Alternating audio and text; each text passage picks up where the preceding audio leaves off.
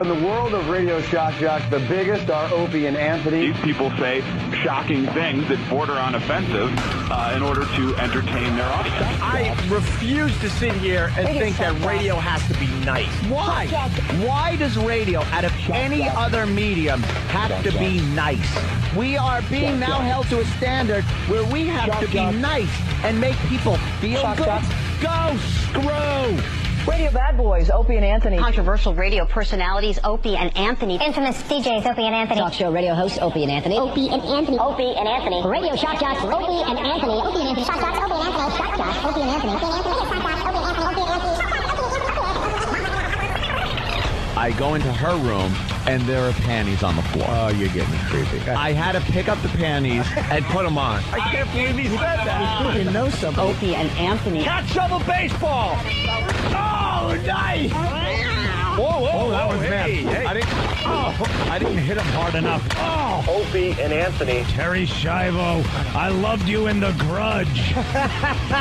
Will you be doing more voiceover work? This is the worst show This is the worst show I've ever been on. But enough of this palaver. Let's get the show on the road. Yeah. Hey, I like that. Oh, yeah. I like what they added to the intro there. That's funny. That's funny. That's funny. I'm funny. See, I can do voices. That's funny. I'm funny. Not bad, right? Not bad. That's funny. I'm funny. Here we are on our home court advantage after being away a couple of days. What day is it? Monday. Looks like someone's got a case of the Mondays. Monday. I can't do that one. It looked like you. Uh-oh. Sounds like somebody's got a case of the Mondays. The Mondays. The Mondays. Oh. Uh-oh. Sounds like somebody's got a case of the Mondays. The Mondays. That's funny. I'm funny. I can do that one. Drink, bastards. All right, well, another weekend where we didn't have a weekend, but boy, did we have a lot of fun down there in Washington, D.C. Yes. What a great crowd down there in D.C. and Virginia. We did about 8,000 to 9,000 people at the Nissan Pavilion in Virginia. Just rabid fans of this fine radio show, the Opie and Anthony Show, of course. And Saturday we go to the PNC. Yeah. Out there in Jersey. Man, that was the big get last year. We'll see. We're heading toward 10,000, 11,000 tickets. Yeah, it's going to be a biggie. It's going to be a nice one. And 2 in a row here. 2 weekends in a row. Yeah. I don't think we've done that yet, have we? Nah, I don't know. I don't know. I can't keep track anymore. Our phone number, 877-212-ONA. That's 877-212-O-and-A. Hey. We do have lots to do today, man. Got to talk about Reverend Al Sharpton. I was on the train yesterday coming home, and he wrote some kind of editorial. It's 5 things that Imus needs to do when he gets back to radio. Yeah. Oh, my God. What a hypocritical douche. And then Jimmy and Reverend Al is. Jimmy and I were like sharing a cab on the way home from the train station, just discussing this Reverend Al thing. He is just the biggest hypocrite. He can actually write this stuff and not think back that he was in positions where people should have called him out and did call him out on the same things, and he just blew them off. Well, it's basically they're just non-points. They're just trite, just drivel. He has to say something, and this is what he's saying. I guess for some reason he knows he can't pipe up if he comes back because he's already been punished. And so he writes this thing about what Imus should do, I guess, to prove that he's repentant.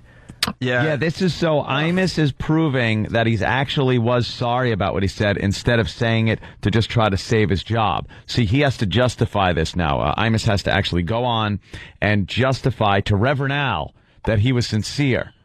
As opposed to Reverend Al, who I don't know. He never answers to anybody. He doesn't didn't pay his friggin' settlements that he had with Stephen Bagonis. Yeah. I guess he's still apologizing to employees of Freddy's.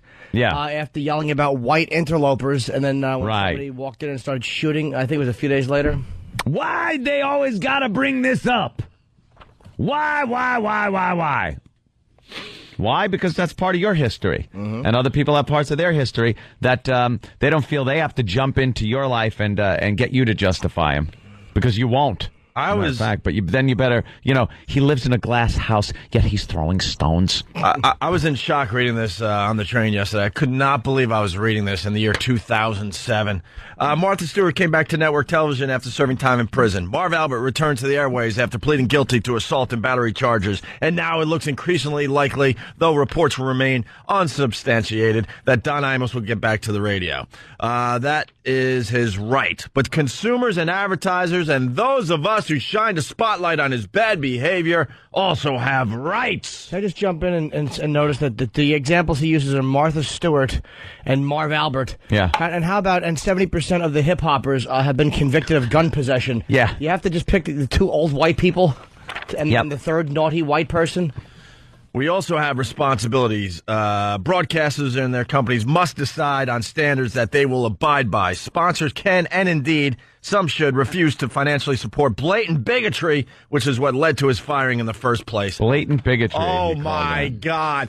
I discussed this with Jimmy on the way home. If Imus was going for blatant bigotry, he would have used the N-word. Yeah. He was using what he thought was very safe words. Everyone knows he was, this just, again, it's not blatant bigotry. It was just a white guy using racial humor. When a black guy uses racial humor, it's poignant, it's socially relevant, it's angry, it's talking honestly. When a white guy uses racial humor, it's blatant bigotry. Everyone knows it. Nobody says it. It's embarrassing. That's why some shows get away with some material. Other shows don't. Yes. It's because of the cast. Yeah. The ethnic makeup of the cast. Yeah. Most important, if and when Imus gets back in the broadcasting booth, each of us will have to judge for ourselves whether his apologies were an attempt to keep his job or whether he sincerely wanted to uphold standards that would respect all people regardless of race, gender, or sexual orientation. Dope. Or sexual orientation, like the Greek homos you yelled about? Yeah, remember that one? When you were saying Greek homos, Reverend Al? Oh, my God. This guy is the biggest hypocrite. And also, most importantly, when Imus gets back in the broadcast booth, each of us will have to judge for ourselves. No, when he gets back to the broadcast booth, people will tune in to be entertained. There's no judgment. There doesn't have to be this big judgment. No. Just stop already. I also want to know, by the way, now that we're obsessed with black people and we're obsessed with offending any black sensibilities, why is there no pressure on hip-hop or anything like that to not offend other races? Why is it only don't offend ourselves? Right. White people, don't offend us. Why is it, hey, don't offend Asians, don't offend whites? Nobody cares about that. Blacks are just becoming really self-centered. Here's a clip really fast from the old days. Reverend Al, white people in caves, Greek homos. White folks was in the cave when we had built empires. We learned to admire them, but they knew to admire us. We built pyramids before Donald Trump ever knew what architecture was. We taught philosophy and astrology and mathematics before Socrates and them Greek homos ever got around. There you go. Socrates and them Greek homos ever got around to it. There's the guy getting a lot of respect these days. There you go. It even got Yeah. Oh, my God. When are they going to realize that, like, radio shows like ours and Imus, it's just like watching a movie or a TV show. Yeah. We're just trying to entertain people. Just trying to have a few laughs. We shouldn't have to explain anything we do on this radio show. Indeed, if Imus wants to get back in front of the microphone, there are 5 steps. He gives 5 steps. Reverend Al's 5-step plan. 5 steps that he should take to prove that he has learned from the experience and not simply waited for the furor to die down. Furor? Oh, anger. Yeah.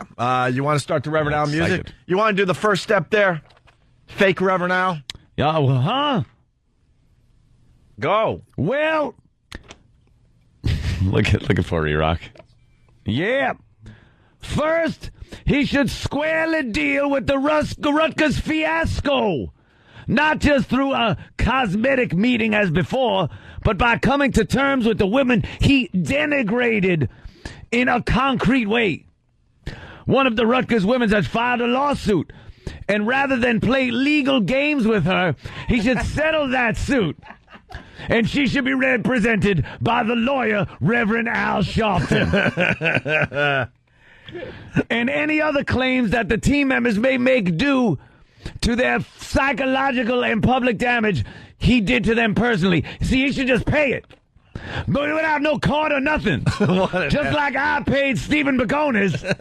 And just like I paid everybody else that has filed suit against me for being a race-baiting, white-hating... By the way, I got to applaud the Daily News. I found this thing buried. Of course. Buried. They are afraid of Reverend Al. Who isn't? They buried this stupid editorial yesterday in the paper. Hi, have you been injured in a slip and fall? Just call Reverend Al. I'll protest until we can get the guy to pay you the claim without ever going to court. Through what I like to call my guilt plan. That's right, Reverend Al Law Firm. Hey, throw the law out. Can I jump in here? Any other claims that the team members may make due to the psychological and public damage he did to them personally? Know who did most of the damage to the Rutgers women's basketball team? Genetics? The rest of the media. Yeah. We had another Janet Jackson situation here. Don Imus did his thing. He said a quick little comment, right? It was picked up by a blog, right? And it would have just went away on its own. But then the rest of the media had to take what Imus said and replay it over and over and over and over again until the Rutgers women's basketball team basically was screaming, "Can you stop playing the soundbite, please? You're embarrassing us here." But the rest of the media has no responsibility in this. They're allowed to replay the offensive thing over and over again. Exactly. Making sure we all got it in our heads, because most of us, just don't listen to Don Imus. That's a fact. Most of the people listening to our voices right now do not listen to Don Imus and never heard the comment live when he did it. All right, are you ready for your second, your second step, your second thing Imus has to do? Oh, the rules. The rules. For our man. All right, here's number 2 with the fake. But just remember, Reverend Al, if you are hurt in a slip and fall, I'm the you should call Reverend Al. Okay, second, he should publicly make clear that he sees himself as an example of how we, as a society, have increasingly allowed the hunger for humor and the drive for ratings to make the American public immune to the casual expression of racism and sexism. You Greek homos. Oh, did I say that? Yeah, you did. I did say that. Yeah, back in the day. Well, we all know what the Greeks like to do. They like having a sex where they look at the back of each other's heads. It's been known for years. They used to wrestle naked. What kind of is that? That is homo. His rules. The 5 must rhyme us. Any comment on the second one there, Jimmy? Specifically, Imus should state, if true, that he now understands what led to his termination. Americans of all races and economic levels believe we can no longer move forward as a society by taking cheap shots at women and blacks or any other group that I really don't care about, whoever they are. Did I mention blacks? There's only a small percentage of Americans that feel this way. Of course. Most people just like to be entertained. Be entertained, have a little fun. No one likes taking things too seriously because there's a lot of that in your own life. So when it comes to radio or other things, you just want to have fun. And taking cheap shots at women. I mean, yeah, that's what the hip-hop community does. Yeah. And he sort of went after them a little bit, and one of the rappers turns around and goes, "Hey, Reverend Al, suck my..." That's what they told him.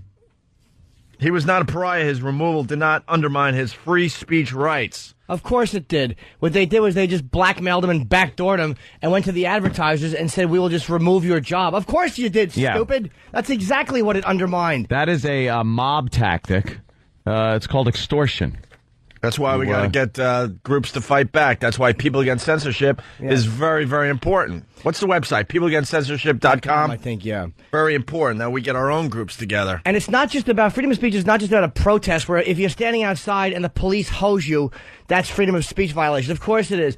But when a guy says something that's not an FCC violation, and you go to the advertisers and you say, if you support this guy, we will protest and wreck your that's blackmail. Yeah. And it is violating his free speech. Yeah, You're an idiot. They figured a way around the freedom of speech issue. Yep. To actually, knock down your freedom of speech. We don't like what you're saying. We're going to have it removed from the airwaves. Well, I can't do it directly, so I'll take a little backdoor way in and go to the sponsors and the company and make threats. And then they'll get him thrown off that way. If there was such outrage over what he said, and people said, you know what, I don't want to listen to this guy anymore. I don't like him anymore. And they stopped listening, and he didn't have ratings, and then he left because his show fell into the toilet. That's not a freedom of speech violation. Yeah. That's just his natural progression after saying something people didn't like is they walked away from him. Why don't they wait? Anybody who has a problem with anything that's said on the radio, wait until the ratings come out, and then see if they took a big dip down, say, see? There was absolutely a problem. People were offended and went away in droves. Right. But if the ratings go up, then what's your excuse? Right. People wanted to listen. That means there's a lot of people out there that are enjoying what's going on. He brings up in one of his little things here how it's all driven by a drive for ratings. A drive for ratings. Okay, so if people enjoy it, they get ratings. If they don't enjoy it, they won't get ratings. So wait it out. The ratings come out every, month or so. You could get a kind of a guide on what's going on. But they won't wait a month. They won't see the ratings because it's not about that. It's not about how many people are really offended. It's about you're offended, personally. Right. And the third one I love because it's basically just the second one with a 3 in front of it. Yeah. Yeah, what's the third one, fake Reverend Al? Third, he should pledge to refrain from attacks on innocent people who cannot defend themselves and who may not have the coping mechanism to deal with being ridiculed on the airwaves. It's one thing to ridicule Al Sharpton. I used the third person.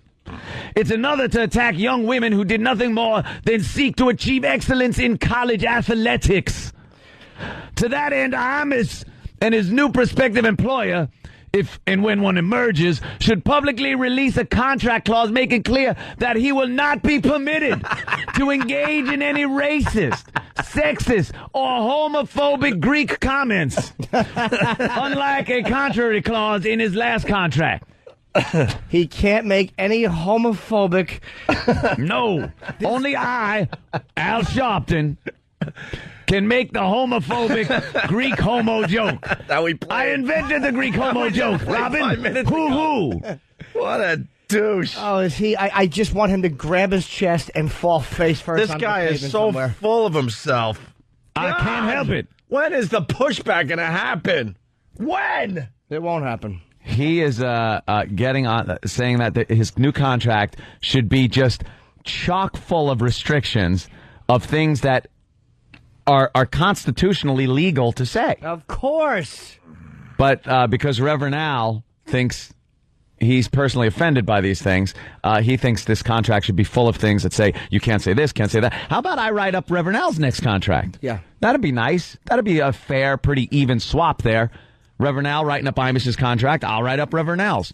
And we'll list things that he shouldn't be able to talk about or say. And how about we go... What is the station he used to work for, that black station that he was on? Was it LIB? Oh, LIB. If someone has audio of I would days, love to. I know someone's got it. Would I love to get some LIB. Get some LIB audio. Because that was just infuriating. But I listened a lot. Some great radio, though, to listen to, man. You want to go with the fourth step for Imus, Mr. Imus? Number 4. 4 must for Imus when he returns to radio. Here we go. The fake Reverend Al. To show that he is truly committed to turning the page in whatever new show he launches, Imus should set aside some regular weekly broadcast time to sit with an ombudsman. Ombudsman. A black guy. Preferably a member of the National Association of Black Journalists or someone else of color, like a Martian or someone from Neptune, who will mix it up with him and critique issues of the day. No, I'm not volunteering for the job. Someone else of color, like someone being choked to death. They're purple. You ever see the face? He should have a black on his show just to bat around the issues of the day. Right. That'd be hilarious on a comedy show. So, what'd you do today? Well, I hung out and complained about you. All right, that's good. Look, I'm sorry about what I did. That was awful. I shouldn't have done that. You're damn right. Is this going anywhere? Yes, I yell at you. You apologize. Okay. I'm sorry. Not accepted. I apologize to the Rutgers team. Boring. Not good enough. Boring. What about those Greek homos? Okay, now here's something we can talk about. The Greek homos. We were doing mathematics. Building buildings. Launching spacecraft. Only phony. Figuring out string theory. String theory before your crippled white man ever thunk of it. White people never say mathematics. Right. Okay, is anybody, why aren't the phones ringing? Anyone entertained by any of this? Of course they are. Let me see what the phones are doing. There's 3 people listening. The Don Imus Reverend Al Show. Let me see what's going on the phones here for you. Yeah, still welcome to the Don Imus Reverend Al Show. Yeah, wait a minute. It's the Reverend Al Don Imus Show. That was part of my contract. Part of my contract. All right, the Reverend Al Don Imus Show. And, boy, people are really tuning into this one. We discuss how I'm apologizing and Reverend Al doesn't accept it. Reverend Al, didn't you once say white interlopers? Never said it. Part of your contract. You can't mention it. I wrote in the contract. I'm sorry about that. I didn't. I'm sorry I did that. Yeah. I'm sorry I did that. I'm sorry I did that. I'm going home. Hey, Reverend Al, is it true that black people were time traveling long before Doc Brown? Way before Doc Brown invented the DeLorean, there was a 57 Chevy Lowrider that black people went back in time in. Way before that. We're going black to the future. Absolutely. I have to agree with this. Yes, time travel was invented by a black man. Yeah. And I apologize for thinking that. Spacecraft, black people. Yeah. Way before. I'm talking during, there were still dinosaurs on the planet. That's right. All right. I like hearing your new tune, Mr. Imus. What's that? He's whistling a happy tune. He's agreeing with Reverend Al. Hey, let's do the 5th step for Mr. Imus when he gets back to radio, according to Reverend Al in the paper yesterday. This was a fine read on the train back from Washington.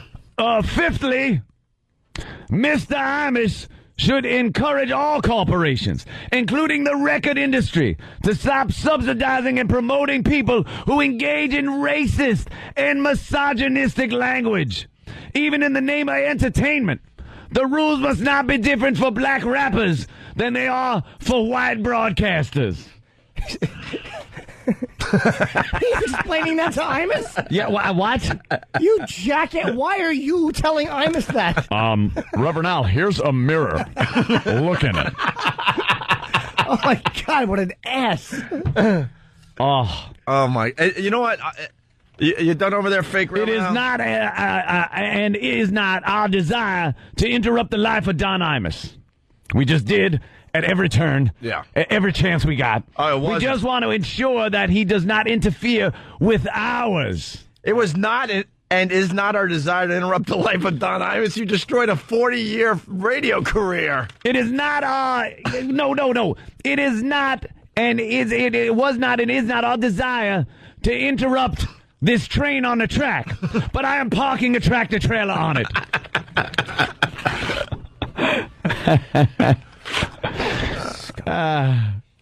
Oh my God. Yeah. Well, this show is great. Still no callers. No, not a call for the Imus and Reverend Al show. We haven't offended anybody, which is good because I apologize for offending people. Yeah. Wait, what? We ain't got no ratings. We got no sponsors. Now, this is a show no one wants to listen to. Of course not. But it is not offensive, which is even more importantly than listeners in radio, is that everyone feels good not listening to the show. See, if you're not listening to a show because it's boring, that is better than not listening to it because you are offended. I am proud I have a show that no one listens to because it is not offensive. What? What the hell are you talking about? Is it true you guys invented the iPhone like 100 years ago? We invented the iPhone. We're just catching up to that. Right. It was called the N phone. We invented it. Long before Apple. Long before Apple. Was it the same fruit? Yes. I'm just imagining the company would be named after another fruit. No. No, but why don't you make that joke at home, please? We're scared. All right, hey, we got to get our groups together to push back a little bit. Just curious if there's a little bit. Yeah. Any mention from Al Sharpton on the awful 4 black teenagers being shot in the head, or 3 of them being executed in Newark? I want to know why there's no racial outcry there. Yeah. They weren't blacks that did that. They were, I think, whatever. They weren't black. They were Latin or Spanish or whatever they were. Yeah. They were from, I believe, a Central American country or perhaps a South American country. They weren't black, and they executed 3 black students. Tried to execute a 4th one. I guess all shots in the head. Yep. But where's the racial mentions in that case at all? Yeah. Why is it expected that minorities will just kill each other with no racial motives whatsoever? Mm-hmm. Yeah, and again, if, God forbid, white folk would have done something like that, wow, Reverend Al would come out of the woodwork. But why isn't he out of the woodwork? It's still the same people that are dead. Sure. Why aren't you there defending it and protesting and trying to get to the bottom of it? Yeah, where are you? Where are you? Where's the visibility on this? No money to be made. In the cab ride yesterday from Penn Station, Jimmy and I were discussing this Reverend Al thing, and I look at Jimmy, I go, Jimmy, this whole Imus thing with Reverend Al, I try to have an open mind and see where they're coming from and realize, wow, there is just another way of thinking out there that I don't see it at all. Worlds apart. How Reverend Al saw it. I just don't see it. And I tried because I'm like, wow, this has become a huge story. And most broadcasters wimped out and ran and hid and didn't support Imus when this all went down. And I'm sitting there like, am I missing something? What am I missing here? And I really try to see it the other way. Yeah. And I just couldn't on any level. Yeah. And I'm like, wow, are we worlds apart out there?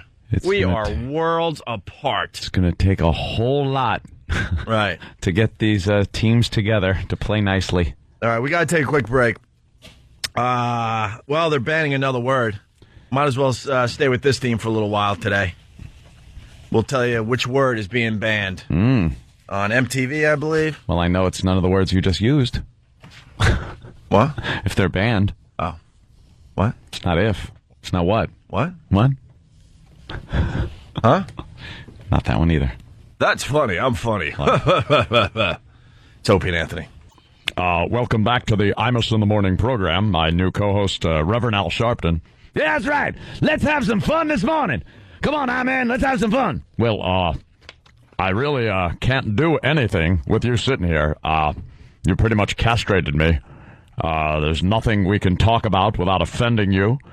So I'm gonna do the weather or something. You've ruined radio, stupid. I want to be called the A-Man.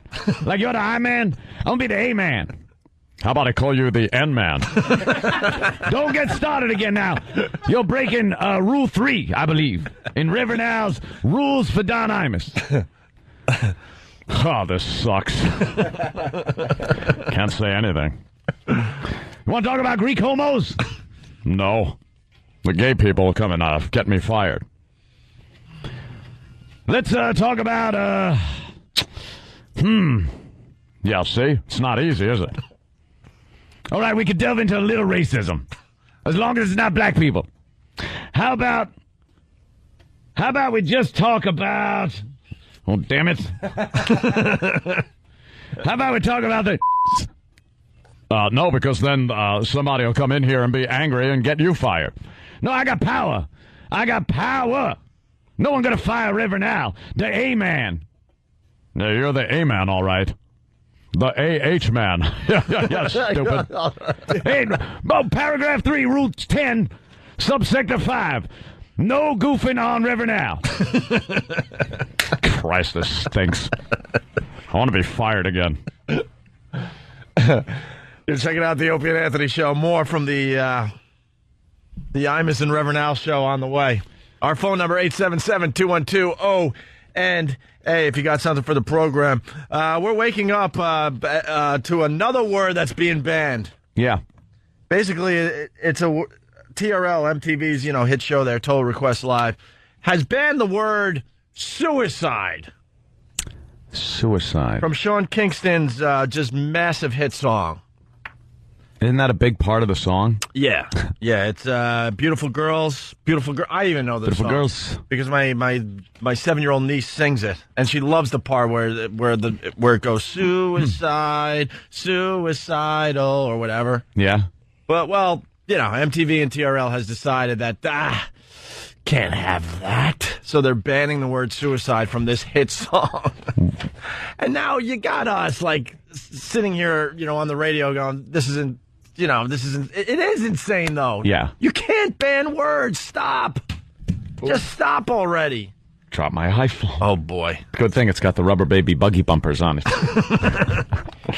Yeah, you stop with the banning words. Especially in this day and age, because the internet is becoming more and more powerful. We all know that. Most of us are spending probably more time on our computers than watching TV. Yep. And TV's in a weird situation right now. They're scared S-less of the internet. I mean, you watch TV on a regular basis, and they're pushing their own websites now and everything. They're trying to make some of these shows look like you're watching the web. Right. Like there's that one. It starts with an I, of course, because everything internet has to start with an I. And they show clips. It's like a clip show. Yeah. Of internet stuff. Why am I watching that on TV? Why don't I just go to the internet? It's funny that TV was so far behind as far as the internet goes, and now they're trying to play catch up, and they're scared, man. I mean, I watched The Insider, that dumb gossip show about all the what's going on in Hollywood and stuff. Yeah, and they don't do their whole show anymore. They'll leave 1 or 2 stories and go, if you want to find out what's going on with this, go to theinsider.com or whatever the hell it's called. Yep. They're pushing. Driving traffic. They're trying to drive their own traffic to their own websites because they understand this is major competition at this point. So I don't understand MTV's logic to actually start banning words when people already are looking at TV like it's lame. Because they're the same dummies that didn't see this coming to begin with. So now that these dummies are trying to push people to their dumb shows on the internet, they're still showing you TV versions on the internet. Right. My girlfriend and I are watching some Shark Week, which we like. We were watching some old Shark Weeks on the DVD set we got when they came in. And they were showing shark reenactments. There's some really good footage of shark attacks. But occasionally they show you the reenactment, which is just, it's bubbles and then red stuff in the water. Red stuff. And like a bad fin that obviously somebody's just shaking with their hand in the water. Red stuff, fin shake. Yeah. And she's like, I don't want to see reenactment. And I'm like, you can't watch a reenactment anymore when you can go online and find all of the real shark attack videos, which they'll show a lot of on Shark Week, but they'll cut some of the truly graphic stuff. Well, this is the point with MTV, though. I mean, the people that would watch TRL, what's the age group, seriously? 12 to pushing 20, maybe? Yeah. Okay, those people are really understand the internet. So if you turn around and say, well, we're going to bleep suicide from this Sean Kingston song, these people, that demo, they're gone, man. They're going to go on the internet and go, oh, you guys are so effing lame. I don't need you anymore. And the ratings for TRL are drastically dropping over the last few years. Someone else is pointing out that Linkin Park's song, they bleep out the word noose and bleed it out. This is just stupid programming. Especially MTV's audience. I mean, like words like noose and suicide. How is your target audience supposed to know how to deal with their problems? I mean, that's the answer. We all know that. When things are too bad, you stick your head in an oven. I don't understand why MTV would remove that option. Is there a song with oven in it? Probably not. That's for the older demo. It really is. If you're over 70 and you want to off yourself, find an oven and stick your head in it. Pillow. What is MTV doing? Major League Baseball doesn't use suicide squeeze term anymore? It's not true. We're just Adam. Americans are a bunch of phonies. Adam, where'd you get that? You know what? I actually read it in the paper this year, and I heard it on a Fox broadcast. They don't call it a suicide squeeze. They call it a sacrifice squeeze now. A sacrifice? It was called a suicide squeeze. We're here at and how many people Fox are calling it a homicide squeeze to take the attention off of the suicide person. And what purpose does that serve? How many people off themselves because some dumb baseball announcer said suicide squeeze? Yeah. We're losing our minds. It's a good idea. Yeah. Either want to kill myself or have some fresh squeezed orange juice. All right. Every time one person has a bad reaction to a word, the rest of the people go, we shouldn't say that anymore. Mm-hmm. That's bad. Well, here's Sean Kingston. Just to, this is the song. It's huge. Say yo, Sean Kingston. You're way too beautiful, girl. Just a clip, don't worry. That's why really. you never work. You have me suicidal when you say it's over. Damn, all these beautiful girls, they only wanna do you dirt. They'll have you suicidal. I love the song, Reverend Al. The good one. I wonder what would happen if they would sing Calypso over the Stand By Me beat. Yeah, exactly. That song is massive, and that part of the song is the whole song. That's the hook that everyone sings. This is what MTV did with it. Say yo, Sean Kingston. You're way too beautiful, girl. That's why it'll never work. You have me. When you say it's over, damn, all these beautiful Are you kidding me? girls, they only wanna do you dirt. They'll have you.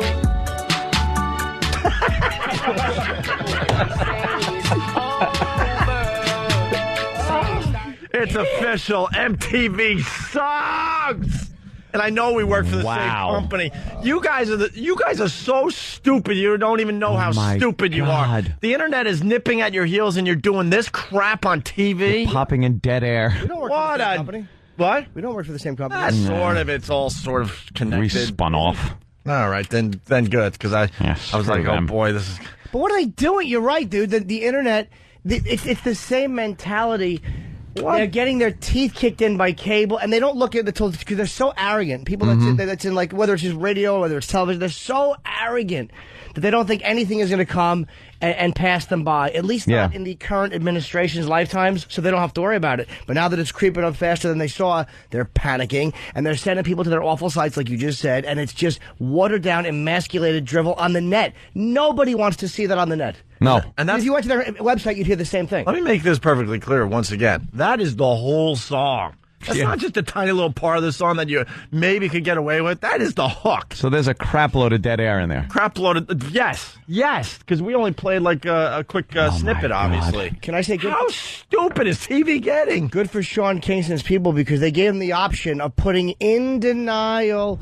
I think that's a lyric. They actually have an alternate lyric. Yeah. So MTV gave them the option of submitting the one that has in denial or of having it dropped. Yeah. And they said, drop it. And by the way, we're not going to change what we're doing. And every year they have like the summer song. Sean, this song is probably the summer song this year. And I'd love to know who the person is, the one person that made that decision. I guarantee you, it's abroad in standards and practices. Yeah. Well, here's she has fat calves and fat ankles, and she wears like a suit that's a little bit too tight for her. Like a woman's business suit. They don't want to admit that they're 35 and their fat hips are bulging out. I guarantee that's who pushed this. Hey, here's the official statement from a spokeswoman for MTV. Oh, there you go. Of course. Because we know suicide is an issue that so many members of our audience struggle with, we do not take any references to suicide lightly. Yeah, but it's somebody's, like, you know, whether you like it or not, it's somebody's art. You know, and they're kind of, that word that he wrote in there is there for a reason. You know, it's the same he's thing. Feeling suicidal. Like, why not? Yeah, but, you know, put it into a song. But they have no problem showing young broads, like, dressed in nothing, shaking their hips. Isn't that great? That's okay. That's not influencing women, you dopes. Back to 1982 with It's so Solution. selective with this crap. Ozzy Osbourne's Suicide Solution. A couple of kids kill themselves because they misinterpret the lyrics of the song, because it's actually a song about Bon Scott and alcoholism. And a couple of dummies blow their heads off because they don't understand what the song is really trying to tell them, which is don't drink. Yeah. And all of a sudden, Suicide Solution is to blame. It's the same thing 25 years later. Same crap. Here we go. MTV says it doesn't have a list of words that are automatically censored, but instead consider everything contextually. Mm-hmm. Okay. Ugh. Well, that context seems to be the safest of any. It's in a song. It's not being thrown around in an irresponsible way. Well, I'm so excited about the internet. I'm so excited that you can now watch, videos and everything else, and the quality's right there. You don't have to wait forever to download nothing anymore. What scares me, though, is all this crap is going to go to the internet next, where there's going to have all sorts of standards. And it's a lot harder. I'm hoping, Ant. I'm hoping. Because the internet's all underground, That's where most of your good stuff is. I'm hoping. And there's so many offshore sites. The only problem is they can block stuff from coming in. Yeah. Eventually, I think he's right, though. They will do that. I mean, they will block objectionable sites and. Great. And God bless Michael Harrison. He's fighting the good fight. He works for Talkers Magazine. He's had a lot of things to say about us. He's always supported us in our problems. He says, as far as this subject goes, commercial television is usually more sensitive about political correctness and obscenity and raw language than radio. Radio is usually more aggressive and more reflective of street mentality. Some stations do run the edited, in denial version of Kingston's song, but warns Harrison, anytime you start censoring art, you're heading down the slippery slope towards censoring political speech, because art is a form of political speech. Where does it end? It really is amazing how people have found a way to take away what you want to say, and yet they say, well, no, we're not censoring your freedom. No, it's not your freedom of speech. It's just because of this. Yeah. It's like back in 1750, if you wanted to say certain things, well, no, we're not censoring you, of course. We're the forefathers, but we just don't think that Negroes should vote or be free. So don't say that, because it's objectionable to what our group mentality is. Yeah. And it's great, the bigwigs at MTV, like, I don't understand why the ratings went down. What happened? They're dropping. Where's everyone going? Maybe we ought to play those. When were our ratings really huge? Right. Okay, start playing Tubes videos again. Right. And Blue Oyster Cult. Where are they going? Your audience is pretty smart. And if they're not getting what they want from your dumb, show, they're going to go to the internet. Yep. They're going to the internet. This is not the time to go uber conservative with your crap. There's an alternative. There's another option out there that wasn't out there years ago. You know who's ruining it? Lawyers. The same lawyers we've had to sit and meet with are the same girls who they'll have to meet with. Not even the same guy, the same person, but the same mentality. We could be held liable if somebody does commit suicide, and the parents deem that they were watching MTV and that song came out. Could be that we could be held liable. You want to hear that dead air again? Yeah, that's a good one. They don't want to do their jobs and defend the companies. So all they do is tell companies how to be pussies and not get yelled at. That's what lawyers do now. They don't tell companies how we'll defend you. It's be a pussy and let's not get yelled at all. Yeah. Why do they make the same point twice? I don't know. I love hearing just the dead air with just the lame music in the background. That air's great. The hit song of the summer, and this is what they did to it. What dopes. Hey, yo, Sean Kingston. You're way too beautiful, girl. Beautiful. That's why it'll never work. You'll have me. You have me what? Lean on me. You have me what? What? What? You have me what? Damn, all these Yeah. beautiful girls. They only wanna do you dirt. They'll have you. Have you what? Have you what? They say it's all. I feel unsatisfied. All they do, and that's a real emotion, by the way, to be suicidal. When you get that despair over something, you're like, oh, I want her. She doesn't want me. Nothing I could do about it. They just put more emphasis on the word by removing it. Yeah. All you've done is go, what is that? It's like, what word did they cut out? And then you have it not in context. You have it just alone sitting there going, suicidal. That's the word that got taken out. This is the equivalent of what they've done. We don't like that word, so we're going to print out the lyrics, but we're going to put suicidal in red. Yeah. This way you won't look at it. You'll just go right by it. That's pretty much what they did, yeah. Is My Sweet 16 on MTV or VH1? MTV. I think that has little girls killing themselves way more than a Sean Kingston song. Showing little girls all over America what they can't have ever. Daddy bought me Alexas. I think that would bring some people to suicide. Oh, it's just insane. It really is. I don't get this on any level. I'm sorry, and I never will. Never will. All right, we got to take a quick break. We got tickets, man. We got the big show Saturday. Do we? Got the big show Saturday. The PNC is the big get as far as this comedy tour goes. Gonna be the biggie. Although all the cities have been just unbelievable. The reviews on the show have been unbelievable. The fans have been coming out in droves. But last year we, I don't know, we did 11,000 tickets at the PNC, something like that. Something like that. And we're heading toward that again this year. We got a pair of tickets to the Virus Tour at the PNC Bank Arts Center this Saturday, courtesy of Blades of Glory on DVD, in stores everywhere, Tuesday, August 28th. We'll take a random caller, so we got to hang up on everybody that had comments about this. Sorry. Sorry about that. I'm hanging up on everybody. Sorry. I want to apologize to those callers. All right, a random caller gets tickets to the show this Saturday. Go to Virus Tour, one word on MySpace for all the info. But give us a call, 877-212-O&A. It's Opie and Anthony. Welcome back to the Imus in the Morning Show, the Imus and Al Sharpton Show. Let me tell you, Al, you make me suicidal. You make me suicidal. Now I am outraged. That word is banned under Reverend Al's contract, paragraph 3, section 5, subsection AA2AC. No offensive words. The omnibudsman, the black man in the corner is very angry with you, Mr. Imus. Ombudsman. The ombudsman. Right. Ombudsman. Oh, Jesus Christ, this show stinks. Welcome back to the Opie and Anthony Show. Hey, the instant feedback going crazy after that last break where we found out today that MTV... their good old TRL show is censoring the word suicide and suicidal out of the smash hit from Sean Kingston. Spectro from Michigan writes, how many people are struggling with it? Maybe instead they should ban Dunkin' Donut commercials. Spectro again, sounds like a job for the past. How about if we send in our version of the MT version by filling in the dead air? Hey, that's not a bad idea. Something more offensive. That's not a bad idea. And then Rex from Houston writes, Thank you, MTV, for protecting me from that evil word. I'm so glad I can't think for myself.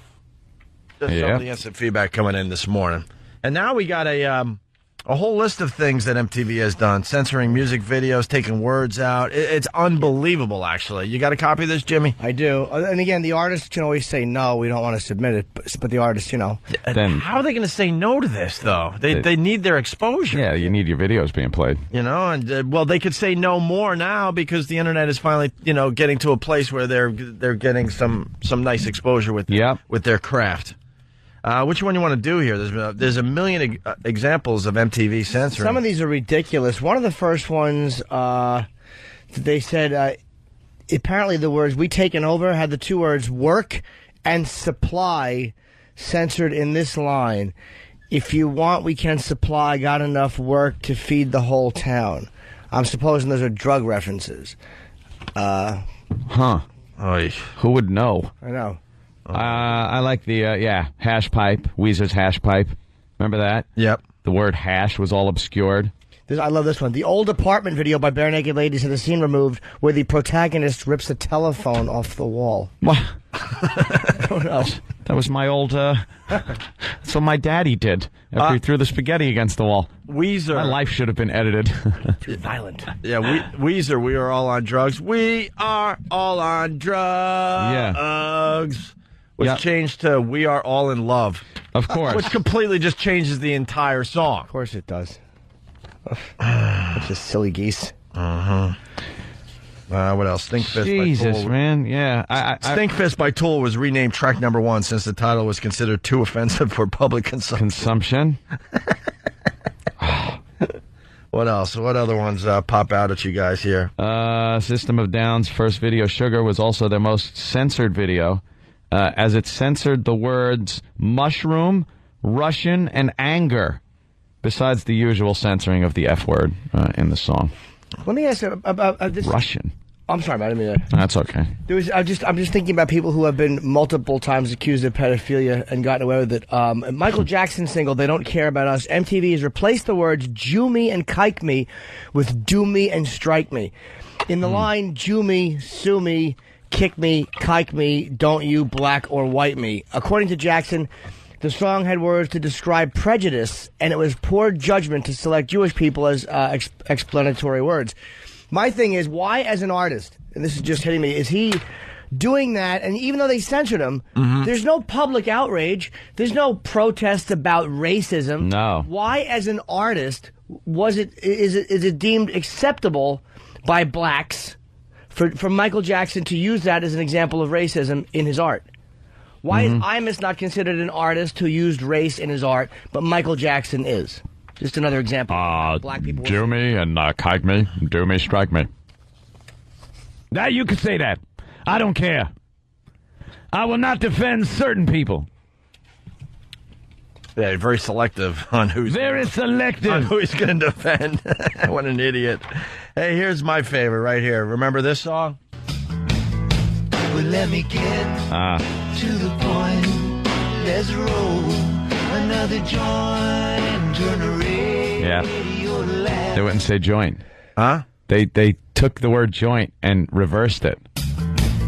Well, let me get to the point. Let's roll another now and turn the radio. What the hell is that? You do-gooders are ruining everything. I really think it's about the lawyers. I really think that everybody is so sue happy. They're like, you know what? We're not getting sued for it, and the lawyers will never. Just take that out. Just take that out. Take that reference out. Well, when are the lawyers going to be held responsible? When are the lawyers going to be held responsible? When all the ratings drop for all these shows on TV and the ratings drop for popular radio shows? When are they held responsible and lose their jobs? That's what I asked today. Never. Because we sit through these meetings and they make our lives a living hell and make it harder and harder to broadcast on a regular basis. And they just go about collecting huge paychecks. And they'll continue doing their job long after we're gone with another show here. When are they held responsible? And someone goes, you know what, dude, you're taking this too far. You're fired. Yep. Fire a lawyer. Wake them up. You're fired. How often do people sue for their kids killing themselves and actually win with a company? It's like, don't you think the money you're paying these lawyers every year is less than you'd have to pay to the... It's almost like when a car company comes out with a defect. Yeah. A lot of times they do a cost-effective thing. Do we leave the defect in and take the lawsuits that come with the injuries? Will that be more or less expensive than recalling all the cars and fixing the defect? I know. I saw Fight Club. Yeah. That wasn't Fight Club. I didn't see that in Fight. I never saw Fight Club. Oh, no? That was in the Gene Hackman movie, where he was a lawyer and his daughter was the opposing lawyer. I saw it in Fight Club. Yeah. Really? Where Edward Norton describes it while he's sitting in the plane. Oh, never saw it. Yeah. Oh, you've never seen Fight Club? No, I've not. Are you crazy? Oh, Jimmy. Never saw it. Really? You love Fight Club. Yes, you did. I swear to God, I've never seen Fight Club. Although the book is way better. Is it? Okay, I'll see the movie first. See the movie first. No, read the book first. No, that ruins Movie it. first always. No. Movie first always. No. Something like that, you got to see the movie first. I watched the movie while reading the book quickly. Yes, that's another way to do it. You try to keep up? Yeah. Watch the movie, but read happy endings while you're watching it. Ooh. How about that? There you go. I'll be signing it in Boston this Thursday. Thanks, no Anthony. problem. Really, I Jimmy? like sliding in like that. Another fine Boston visit for little Jimmy Norton? This is my I believe this will be the final signing I do. It's at Barnes & Noble. I got so many emails from Boston, they were annoyed that I didn't actually do Boston. So 6 o'clock this Thursday at Barnes & Noble on the Prudential Center, and I'll be on Toucher and Rich on our fine station, BCN, 4 p.m. Finally get to go up and do radio with those guys. Boylston Street. The Barnes & Noble on Boylston Street. Cool. Very cool. Let's say hi to Ron in Jersey. Ron, what's up? Yeah, I just wanted to remind you guys, you remember Beavis and Butthead? Yeah. No. Yeah, you don't remember none of that. What? I don't remember that show. You remember It's one of the greatest shows ever. Some little douche pyromaniac decided to light his house on fire, and then they totally ruined one of the best bits they ever did. Yeah, they blamed it on Beavis saying fire. And made it so Beavis couldn't say fire anymore. They censored a cartoon character. Well, did they lose a lawsuit or no? I don't know if they actually had a lawsuit or not. Yeah, I don't remember. Don't know if it was settled or something like that, but they were definitely blaming the cartoon because the kid would walk around going fire, fire, fire, and then the kid lit himself on fire somehow. Best bit he ever did. Best bit they ever did. All right, guys, punching out. Thanks. I like how they took care of it one time. They take jabs at that. One time there was a broken pipe, and Beavis just started going, water, water, water. It's not as fun. This isn't as fun. Let's go to Colorado. Eric? What the hell are you doing? Eric? Morning, boys. Good morning, Eric. Hey, the theme music to MASH is all about suicide. Yes. A couple weeks ago, I was Yes. in the original movie. Yes. Hold on, Eric. You got to slow down a little bit. We're yesing. Wait, It's a little give and take here. You have to say that again now. Just say what is the start over. What is the MASH theme music about? It's about suicide. Yes, of course. I love that. Thank you. Got it. Anyhow, a couple of weeks ago, I was watching the movie, and the part where they are playing the song and singing it, all of the words were gone. It was just the music, and it completely ruins the movie when they do that. Oh. Wait, so... Oh. The creepy vocals. Yes. Rosemary and thyme. Shh. Don't play that.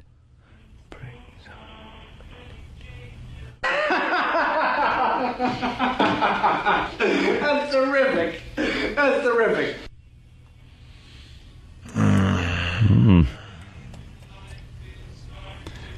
Hippie crap. I like this, though.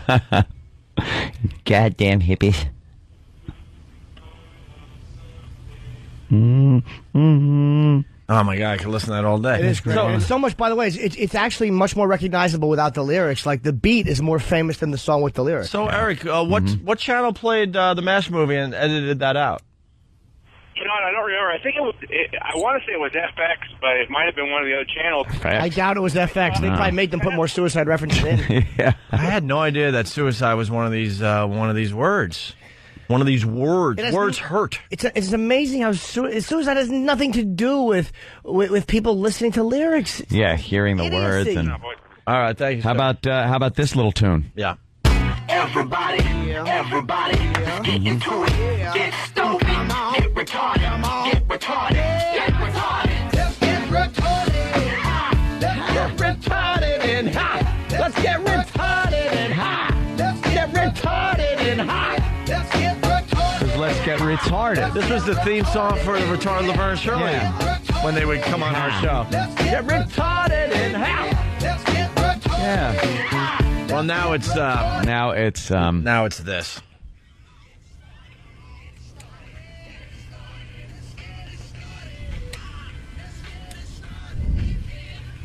Get it started. Wow. Yeah. I'm sorry, your son is started. That's what we're going to do, as a society. all these do-gooders out there trying to ban all these words, and I'm talking about all races, all colors, everybody. Yeah. We're just going to come up with new words. New words. That's just human nature, man. New words that hurt. New words that hurt. That's what we're going to do. We need version 2.0 of words that hurt. That's what it comes down to in the end. We're not going to change as human beings. We're going to always make fun of people that don't look like us or think like us. You know what really got me also? It ties into the tragic story of the 2 firefighters that were killed over at the Ground Zero in that stupid building over there. Yeah, for the rest of America, we had a huge fire over the weekend, I guess, and we lost 2, man. Yeah. We lost 2 guys. Goddamn drag. But I was reading the transcripts of the radio communication between the firemen and command and the guys that were outside the building, and just really compelling and horrifying transcripts of what these guys were going through inside there. And there's a lot of use of what are deemed bad words. Bad words. Seriously? What words? I haven't read this transcript. The S word, it's the way people really talk in real life situations. You cannot be in a more real life situation than that. And these are professionals. These are professional people doing their job that they know is dangerous. They know how to do it to the best of their ability. And they're still using these words. So why is it so bad to have them used in certain places and certain other contexts when it's being used every day? I mean, you go. I'm sure you go up to Capitol Hill. You'll hear that word a lot. I'm sure you hear a lot of other words. But for some reason, we have this illusion. These people have this illusion that they think no one's using these words. They're never being used. Take them out of movies. Don't put them in video games. Don't do this. Don't use them on the radio or TV. We're upset that we have to see, like Rescue Me. They use them on bad words all the time on that. What's considered bad words. It's on FX. And people get upset about it. It's like, that's the way people talk. You want realism? That's the way people talk. When you look at European commercials and Americans, one thing Americans love to do is we love to deny who we are. Mm-hmm. We love denying that. Like, for a long time, we denied we were racist. But blacks couldn't vote, and yet, in the 50s, it was still like apple pie and mom, and everything's great in this country. We just like to deny our sexual desires. That's why when you look at European commercials, they'll make sexual references or innuendos or be very funny, and we don't do any of that. It's always the empowered gal waving her shoes. I bring home the bacon, bub. And that's what Americans do. We really are fraudulent, man. It's really beginning to annoy me. As a country, we're just phony. Yeah. We deny who we are and what we like. Hey, can I jump in here? Another reason just to find the local radio station to listen to the Opie and Anthony Show. XM is screwing up more and more lately. That whole let's get retarded, let's get it started, and the MASH theme with the lyrics? No one on the XM side heard it. So just tune over to your local station because they got it all figured out. I don't know why. I'm sick of trying to figure out why. What? The phones are echoey at times. I don't know. Wait, that's ridiculous. That's coming in like crazy. And I know people hate when I say like crazy. Was it a technical glitch? I have no idea. What do you got on that, Than? That was not XM's mistake. Oh. That was whoever set up the board this morning did not have a certain button to press that sends that's good stuff from certain things over to XM. Wait a minute, so XM did not screw up. Who's way to make me look bad? Sorry, but screw XM anyway. For other things that you know. Wait, was that you who didn't hit the thing, or do you not know? Who sets the board up? Please, Jimmy, please. The gentleman who normally does it is not in today. So, so what is? Are they going to be able to hear it on that side? Yeah, the button got pushed, and now it's fine. What button? Utility button. Right. So on the replay, I'm thinking add it in. We'll fix it. Fix it. All right, great. Just fix it. Well, I think that XM is owed something. I'm never wrong. I stand by what I said. Oh, they're. Oh. This one was on us. XM didn't do it. It was us. They're wrong about something. They are. we had dinner with Eric Logan and Don Wicklund. They have the weirdest homoerotic relationship I've ever seen. It was creepy, right? At that steak dinner? Yeah. A little creepy. They're just weird guys. But I missed that. That was, you weren't there. I said, I'm glad I missed that. Oh, I think you said, how did I miss that? No. Yeah. Eric and Don, both married men, and yet they have this odd. I'm convinced that there's something going on. Yeah. I don't know what it is. I don't know what. I think it's just. I don't think they're having sex. I think it's playful things. Like maybe in hotel rooms they'll spank each other if like they don't make the quota. You know, just fun things. Like play the towel snap game with each other. I walked away thinking this. I think they go to bathhouses together. Yes. But they don't do anything with each other. Right. They both look the other way while one sneaks off with another gentleman. Oh. I think they found a bathhouse if there are any bathhouses around. And they want maybe them the to last tell each bathhouse other. of the Washington, D.C. area. On the ride home, they wanted like full, detailed, in-depth description of what happened at the bathhouse. They both have a secret that that they're keeping. Not from each other, though. But they don't do anything with each other. Well, no, they don't say it to each other. It'd be like Germans talking about the Holocaust. They would never say, hey, we're killing people. They would just refer to it in some, like they would talk about the sexual acts, but not imply that it was with another man. Right. Like, how was your day? Oh, it was great, man. I mean, we did this, we did that, but you would always kind of just, There's just say another man. There's just a silent understanding between those two. Yeah, they both look at each other. You want them in? Yeah. You? Yeah. So glad I didn't go to that. It was good to see. Now, did you have fun? I did. Yeah, it was good to see Elo. It was good to see Don and Elo just happens to park his $100,000 car right outside the restaurant. His midlife crisis mobile. Dude, we pull up in a van. And there's this really, really nice. I don't even know because I'm not a car guy. It was a vet. It was a vet. Okay. $100,000 vet just souped up and just pimped out. Just happens to be right in front of the restaurant as we make our first visit to Washington in about a year or so. And right where the valet is supposed to be, like that's where you would pull in and the valet would take your car. So he's basically, stopping business for the valet people. And knowing that we were pulling up in a van that was barely running, by the way. And then we all had to kind of go, hey, Elo, is that your car outside? Nice car, Elo. We set him up so he could go, well, it is. And then we got to hear all about the car. And then did he tell you how he puts the baby seat in the front when he's taking little Jackson around in your vet? And then, of course, the valet guy had to come up and go, mister, could you please give us your keys? No, I wouldn't give my keys. Is my car in the way? You know, this car. Well, the valet guy came up and goes, does somebody at this table have a Corvette out in front? And he might as well have just come up and said, excuse me, does anybody at this table have a tiny penis? Anybody have a tiny penis? You, sir? Could I have your keys? So, yeah, he has like a $100,000 Corvette. Yeah. Very nice. That we all saw. And Wicklund, his car looked like it was kind of like kind of crappy, but he had like an $80,000 Cadillac. I mean, he had... Cadillac! Yeah, Cadillac. Yeah. He had a really nice, whatever the little sports car. Yeah. CTX, whatever it is. So he had a really nice car. I don't know what's going on with those two because they both had their cars parked out front, brand new cars, and I don't know. Listen, man. Last one home is bottom. We just... They race. I just submitted a Both stepping on the brake the whole way. Try to be last. They're still trying to get home. Yeah. Oh, you see them brake lights. They're still making their way home. That's what it sounds like when they get home. By the way, this coming in from Richard from Brooklyn. Opie, the last bathhouses in New York are called prison. True. I don't want to hear nothing from Elo or Don Wicklund. I submitted a $900 bill for dinner on Saturday night. Ain't gonna Was it that much? Wow. $900. Wow. I don't want to hear crap. That's a lot of money. Wait, hold the phone. I expensed the $900 dinner. Hold on. You did this Sunday. Saturday on your own. Friday on your own card. Kenny's card. I'm not stupid. What? Kenny's card. I'm not stupid. Okay. I was gonna say. I'm not stupid.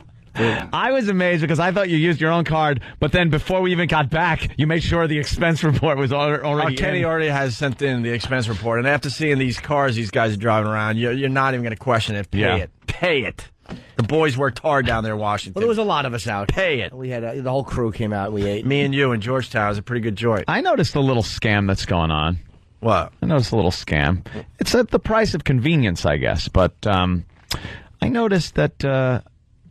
since we don't pay for things like that, it's either Kenny or KTC, who's my guy on the road, pays for all the things. We don't get the points. Right.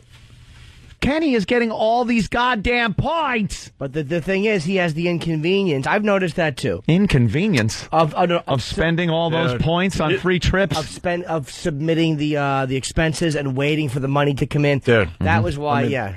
You haven't experienced the Kenny call or the ride into work where he bitches, I got 20 large out there. I'm still trying to collect from everybody. You can start breaking legs. Yeah, they don't pay quickly. How much money you got out that you've put out for our trips? Why don't you lift the mic up, Kenny? Be honest. How much are you waiting to be billed back or paid back? Well, right now with this last DC trip, it's up to 40. 40. Wow. That's the other side of this. I'm sitting on 40 large. He panics. That's good, though. I'm trying to collect 40 G's from these guys. What do you use your points for?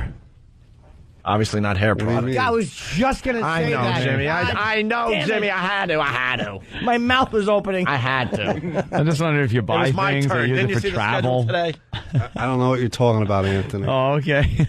And Chisler won't even get the Amex Platinum. He has like an Amex, but get the Platinum because it's like, how much is it? $75 a year? Yeah. Dude, you got to get the Platinum. You know, we got to send Kenny to charm school. The black card. You get the black card.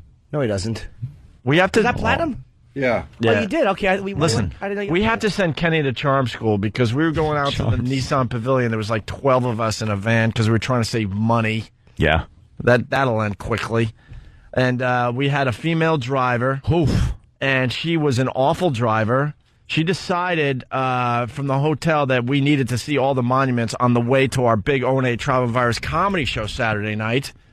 With the stupidest move ever. It's a Saturday afternoon. We're in the middle of a tourist trap to begin with. We went by the Capitol. We went by the Washington Monument. Going local for Washington right now. And went right by the White House before we hit the highway. And for no reason. She wasn't really trying to show us these monuments. She was making she was making poor decisions on what roads to take away from the hotel. And we could still see the hotel in the distance 40 minutes after we started our trip to the Nissan Pavilion. With the weird turns, like you're not allowed to make a left, you can't make a right, there's one-way streets. So you got to kind of work your way around D.C. a little bit before you can get to the highway. But there would have been one left turn out of the hotel parking lot, and we'd have been on the strip we needed to get to the highway. Yeah. And Kenny asked her, he goes, why didn't you make the left out of the hotel? She goes, there's no left out of there. It's like, no, there's a left out of there. You know how many cops are in this van? Make the effing left. She should have been, skirt. Should have been forewarned. Make the left. And she was the worst driver ever. She started hitting curbs. She was hitting curbs. Kenny had her so flustered that every turn she went around, she would make a right turn, and the rear wheel is doing that where it feels like you're on one of those Disney rides that are on a track, and you kind of sweep around because your rear wheel is hitting the curb. But the reason we need to send Kenny to charm school, it's embarrassing for everybody. His tact is awful. I love it. You start cringing inside. I loved it. Yes, I cringe because Kenny's like, after she hit her second curb, Kenny goes, "Do you want me to drive?" Yeah, you want me to drive? She goes, no. He goes, then stop hitting the curbs. And here's how Kenny does it. His eyes stay open, right? And he'll go, do you want me to drive? And she's like, no. And then that's what he said. He goes, well, you're going to have to stop. You're going to have to. That's such cop talk. Well, you're going to have to stop hitting curbs. Hitting curbs. What is she supposed to say then? Okay. All right, I'll give it a whirl. She was so frightened. She was in the middle lane a lot of times when the left lane's open. She's doing like why aren't you 5 miles lane? an hour. Step on the gas with those big ugly feet. She was panicking. There was a high-profile radio show in the van. She was afraid. Well, she should have driven normal, or I wouldn't have complained about her ugly big feet. I didn't see them. Oh, because I was looking at the gas pedal going, push it. And I looked over and saw those talons. Well, she was horrid. Doesn't help that Kenny, Mr. Personality's in the front seat with her. No, just glaring at her. Looks like one of Tony's crews, how he dresses. This lady was... Me and Jimmy were flipping the bird to her behind her seat. Because we were sitting right behind her, so we kept putting our middle finger right against the seat.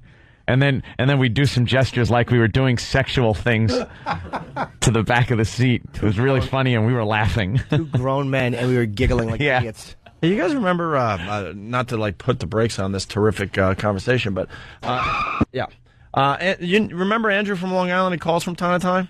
Andrew from Long Island. We have so many Andrews that are associated with this radio show. What's this? We got Big A. We got. Oh, look at that. We got Andrew, the homeless guy that I jumped on his cake. We got Space Shuttle Endeavor. I remember this Andrew. Well, supposedly he lost his virginity yesterday. He's 14 years old. We'll talk to Andrew next. It's Opie and Anthony. Hey, good morning. Hope you had a good weekend. It's Opie and Anthony. Jim Norton. Phone number, 877-212-O&A. We got a lot of energy considering we didn't really have a weekend. I was in bed by 9:53 last night. Really? Wow. I was in bed, 8:30, 8:40. I couldn't keep my eyes open anymore. My chick was starting to fight. I could feel it beginning. She wasn't letting it go. You felt the build.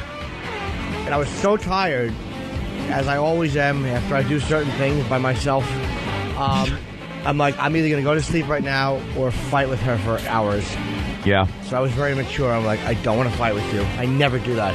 I'm Frank Fuel the Fire. What was the fight about? She was mad because I didn't call when I got home. Oh. Like I said I would call her in the afternoon.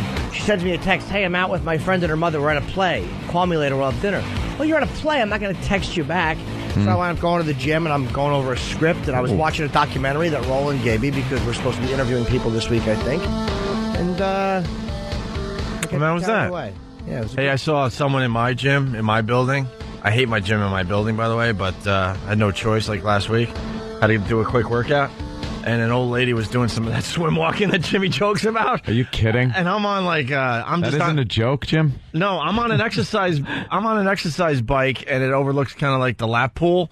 And I see this old lady doing swim walking, and I'm thinking to myself, what is that? What is that doing?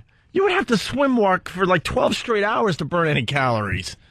I swim walk for about 3 minutes a day. But I would imagine pounds peel off. I imagine if you're swim walking, you're probably doing it with a little more like gusto. This lady was barely moving in the water, and she had little floaties on her arm, and she was moving across the pool, walking back and forth. I'm like, she was in the water.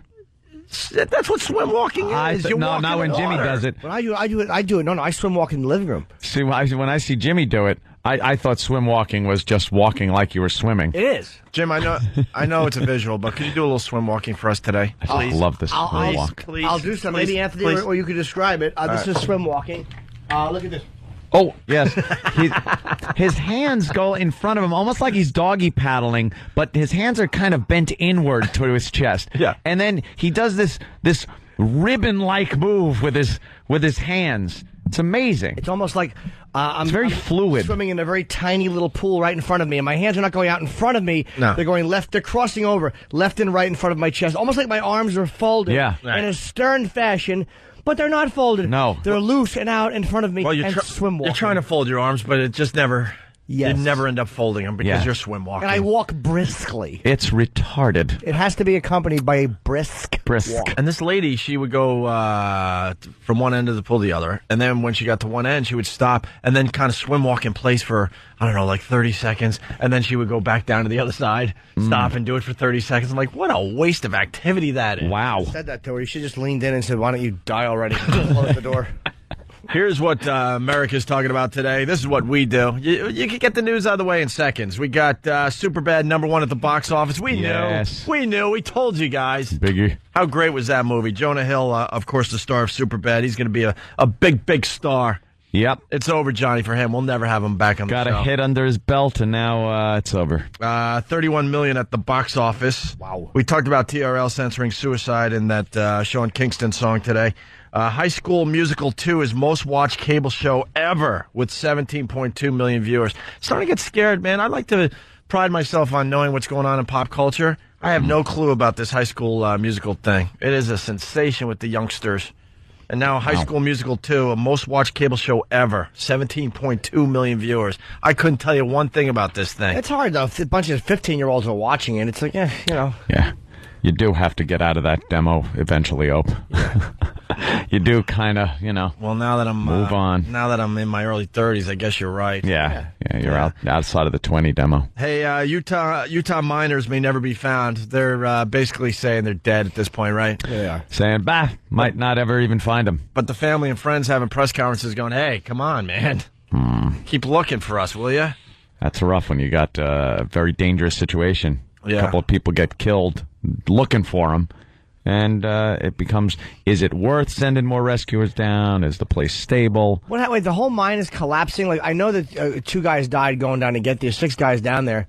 So there's a collapse, and they're going down to try to find them, and they recollapsed? Yeah, there's another collapse. For some reason, these big mountainous mines, they shake. They shake.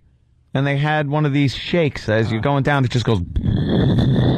And the ceilings cave in, and the walls fall down on you, and that's it. So a lot of these guys are probably suffocating. Yeah. Oh, yeah. The biggest problem in the mines is the atmosphere. A lot of it is methane gas. Some of it just has no air in it at all. It's filled up with, like, different gases. What's your biggest fear? I finally figured out mine. Like, some people say drowning, being burned alive, falling to your death. No, my biggest fear is being trapped. Trapped like that, whether it's underground. Well, that's got to be pretty long. Or God forbid, in a car crash somewhere, you're trapped and you can't move at all. That's a bad one. Oh, that is my biggest fear. Just thinking about it just freaks me out. How about trapped in a car with your face in a puddle and the car's on fire? No. So now you're burning, trapped, and drowning. That's a fine combination right there. My dream last night, I woke up this morning, was that I was hit in a car accident. And I remember saying to the person next to me who hated me for some... I knew the person hated me. I'm like, am I dead? And they're like, no, you're just paralyzed, or like you're in a coma. Oh, wow. That was nice. My biggest fear is being burned, but it's being burned while falling, and men are raping me. Wow. You really get detailed. Like, they're raping me as we're on fire in a plane, and we fall out of the plane. Don't stop. Yeah. They still keep the line going. I'll have to look into that. So the miners, they're dead? I don't know. We don't know, right? They have no air one tanks knows with them, though. They have some kind of emergency air tank. No, but I'm saying is that, do they have anything like a pill? They got to have some kind of a cyanide pill or something. I doubt it. If you're trapped down there and you know you're not getting out. These are miners. They don't carry around suicide pills. They just try to get out. Right. They try to get the hell out. You hope that they were just crushed and it was over quickly, as opposed to like sitting there hoping. I think the worst thing would be sitting there going, how many days gone by? 3? They got to be close. They got to be close to us now. And then they're not even close, and now they call off the search, and you sit there and go, they got to. How long has it been? A week? 2 weeks? No food? Your food kind of runs out, and there's water, though. They said there's plenty of water down there. Yeah. But, see, this is what's freaking eating each other. Mr. Bildo, I guess, from Detroit. Even worse, fall into a chimney or open pit well where your arms are pinned to your side. I am getting creeped out. That's pretty bad. You can't move your arms. That is it right there. Like, just being helpless in a situation. You watched that movie about 9/11 with Nicolas Cage. We were trying to get the real cops in. There's 2 guys that were trapped in between the buildings when they collapsed. They were underground. Oh, they're firemen. I'm sorry, firemen or cops? I don't remember. I think they were cops. And the buildings. One building came down, so a bunch of rubble fell. So they're trapped under the ground by rubble, and then they start to get loose. Like, the one cop gets loose, and then the other building came down. And the cop that was getting loose a little bit was completely pinned, and he actually shot himself because his chest was caved. I mean, he was dead. How do they know he shot himself? They found his body? I guess they found. Is that a dramatization? No, probably not. Well, plus the 2 cops that came out alive probably said this is what he did, because I think he was so crushed. He knew he was a dead man. He couldn't, and he was probably suffering, so he just ended it. And Nicolas Cage was trapped and his arms couldn't move. And another guy was trapped below. If you have claustrophobia, man, what was the movie about 9/11? Remember Yeah, it was called 9/11. Yeah, it's called World Trade Center. I'm sorry, World Trade Center. Yeah. Also, Hurricane Dean is hitting Jamaica as we speak. Yeah. Well, no, it hit Jamaica already. Making millions of dollars of improvements. Yes, that old gag. No, it skirted Jamaica. It was on a collision course, but then it kind of turned a little bit and spared Jamaica. A few dead, though. Yeah. They got some dead people down there. And now it's setting its sights on the Yucatan Peninsula. Well, it's got to go over Yucatan. It's got to go over the Cayman Islands again. And I went on a diving trip 2 years ago to the Cayman Islands, and I wish my travel agent would have told me, give it a few years. You know, they're still trying to rebuild from one of the hurricanes that went over the island. And we went for a ride. We rented the old Jeep and got on the wrong side of the highway and had some fun checking out the island. And I'll never forget it. Actually, I saw the picture last night. It just happened. I was flipping through some old pictures. And one of the houses had 3 nooses. Did I talk about this after I came back from the dive trip?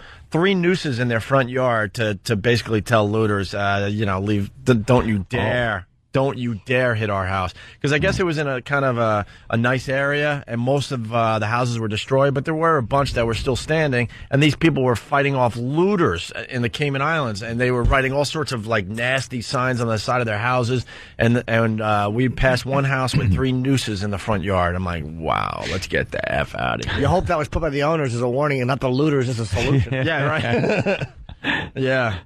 And then, of course, the big story here in New York, we lost 2 firefighters down at Ground Zero. Unbelievable. There's a building down there. I have been doing a lot of biking lately, and I bike down to Ground Zero and check it out all the time. And what building is that? It's the Deutsche Bank building. Yeah. Deutsche Bank. Ever since 9/11, this building, a whole chunk of it was taken out of the side. Just imagine taking a piece of cheese and getting a nice piece of cheese right in the middle of it, a block of cheese. That's what the building looked like. It was just carved out in the middle. Here's what happened when one of the towers fell. A bunch of the metal from that tower, like Godzilla's claw, pretty much just clawed the front and side of the building and left huge pieces of steel thrown into it like it was nothing. Yeah. Like quills. Just... It looked like I was down at Ground Zero, I guess, a couple weeks after the whole thing went down. One of our pals snuck us in there.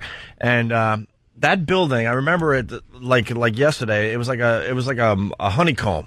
Yep. Because the whole side was gone. But you could see individual offices, you know what I'm saying? Yeah. And I'll never forget the image of just firefighters with these huge industrial brooms just sweeping the contents of all these offices out, and the stuff just falling like 20 stories to the ground, like computers and desks and chairs. It was someone's belongings. People's lives. It was just someone's belongings, and they were just trying to clear out the building. So maybe it was a little, little more time passed by. And then what they did, they kind of boarded up the whole building. They completely boarded it up. They sealed it up. Found out that there was all kinds of asbestos and dangerous chemicals and whatnot in there, so they boarded it up with these plywood and polyurethane boards. The windows, the doors inside, and even the stairwells. Like you'd open a stairwell door, and the stairwell itself is completely boarded over. So, and then there was a black mesh type of thing that covered the entire building. Over the whole building. And they didn't knock it down. I had no idea about this, but Ann told me this morning they didn't knock it down because of all the toxins. All the crap in there. You know how they usually just blast a building and bring it down? The dust that would be made would be so toxic. Yet they were saying that the dust from Ground Zero, it was okay. Right. They're not, taking care of the health problems of a lot of these first responders because it was okay. But what went into this building is horribly poisonous, and we can't let it out. It's just a disgrace. It's a disgrace. So then apparently a fire was started. They're saying that now the latest thing is a couple of construction workers were in there and smoking. The place is like a tinderbox. What kind of construction are they doing in there? Because they haven't done anything demolition. with this building. It's demolition, guys. They're going, but they're doing a slow job. They're dismantling the building. Oh, I think I did read that they finally decided they got to get rid of the building. But okay. Yeah. So there's like salvage workers too. They bring the piping out. There's people that are trying to contain the asbestos and the dust, and so they could bring this building down. And they were smoking, started a fire. Fire department responds. They send guys in through the little elevator on the side, the construction elevator, which is really dangerous. You get up to a certain floor where the fire is, and now you're sending people in a window in a construction elevator that bolts to the side of the building. That's your only way out now. I don't know if they knew this, because at one point in the transcript I read of the radio transmissions, they said there's no way out of here. Everything's boarded up. It would take us days to get out of this building because every entrance is boarded up. Wow. And they couldn't get out. They were running out of air. Nothing but black smoke that they couldn't see through. What happened to the elevator? They got frantic. They couldn't find it. They got caught inside the building. It's like being in a maze. And it's a maze. They couldn't get out. The smoke was so thick. They started calling a mayday, and then the command started asking for a roll call. Who the hell's in, who's out. Then they said, one of the commanders goes, "I don't give an S about the building. Get my guys out of there." You know, they were just going to pull the guys and let the building burn or whatever the hell it's going to do. Come up with Plan B. And there was a mayday. They couldn't find 2 of their guys, and those guys died. Smoke inhalation? Smoke inhalation, Oh, yeah. Yep. So, a huge story in, all over America. Cigarettes started the whole thing? Yeah, some guys up there smoking, apparently. It's just so odd, too. This is a firehouse that lost 11 guys on 9/11. Lost 11 guys, and then 13 years later, 2 more guys at the same site. You know, you don't think... I'm sure those guys as firefighters must have thought how horrible it must have been for the firefighters that died down at Ground Zero, and then they end up dying down at Ground Zero. It's terrible. It's just amazing. So our thoughts go out to their families, obviously. The young guy, too, also. Two young guys. Well, the one guy's a beautiful wife and new kids. His birthday's today or something like that. It's just a tragedy. Firefighters are nuts, man. I don't know what motivates you to do that. It's just everyone's biggest fear is being in a building that's burning, and these maniacs run into it. You ever hang out with firemen, though? They're a whole different breed of human. It's like cops, too. Cops are different people than other people. That's why they do it. And firemen also, they you know how you like getting up on stage and doing your... They like fighting fires. They don't like dying. You know, I'm not saying they enjoy that they're suicidal and love running in and dying. But I think they like the danger element. I think they like the excitement of being a firefighter. But unfortunately, with that comes the death that happens all too often with these guys. Well, if the downside of stand-up was smoke inhalation or fire on me, I would like it a lot less. I mean, for me, the biggest risk is embarrassment. That you're going to bomb and come off stage and go, do it again tomorrow. Home, you get a hooker, it's over. Yeah.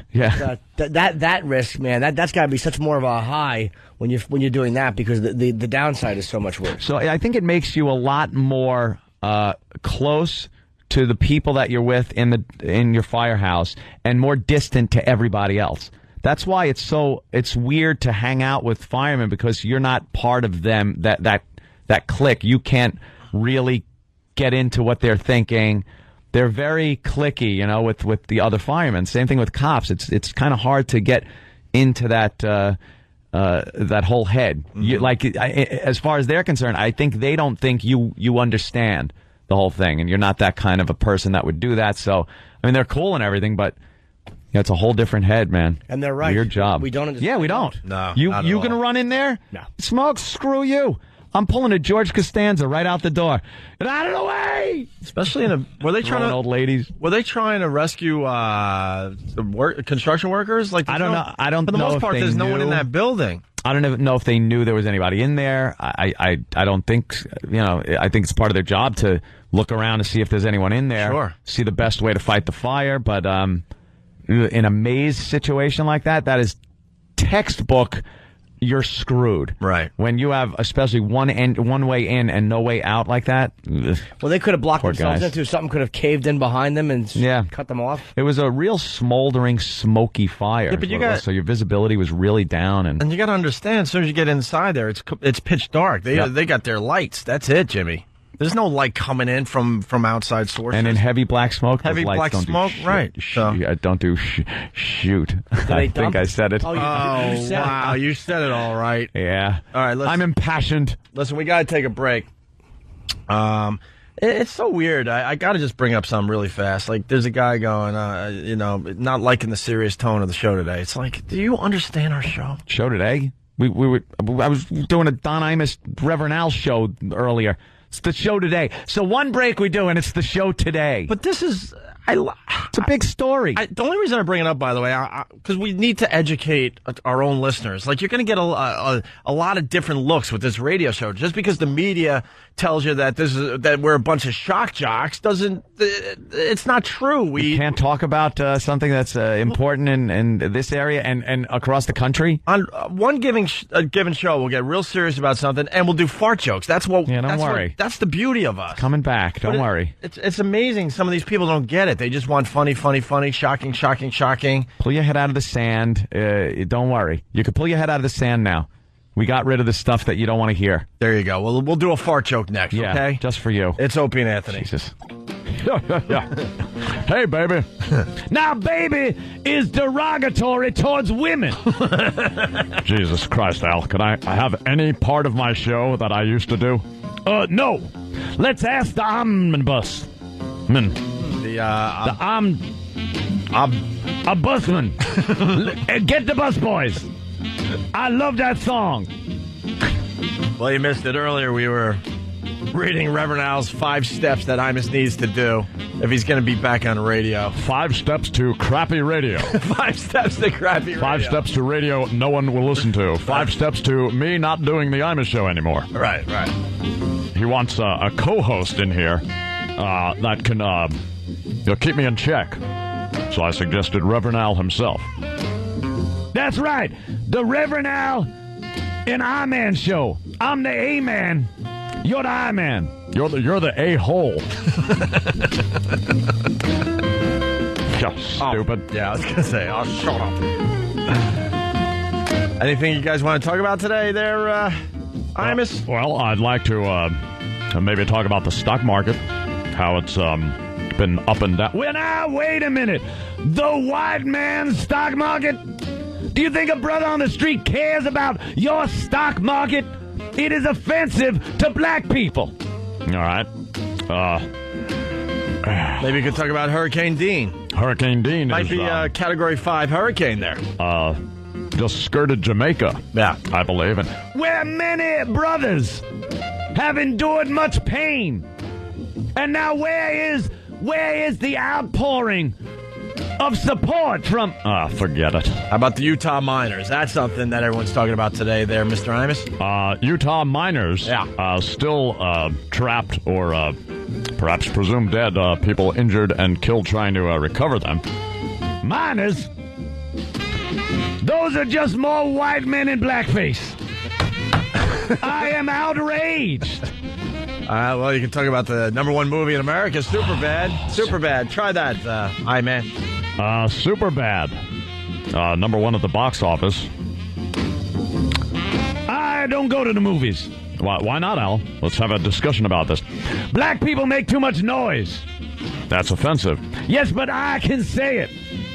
I can say what I want. I do not want to go to the movies with them making all kinds of noise. I want to watch a movie. And if I complain, I don't want to get shot. Now, Al, if I said that, there'd be a huge problem. You're damn right, Cracker. It's called a double standard. Double standard.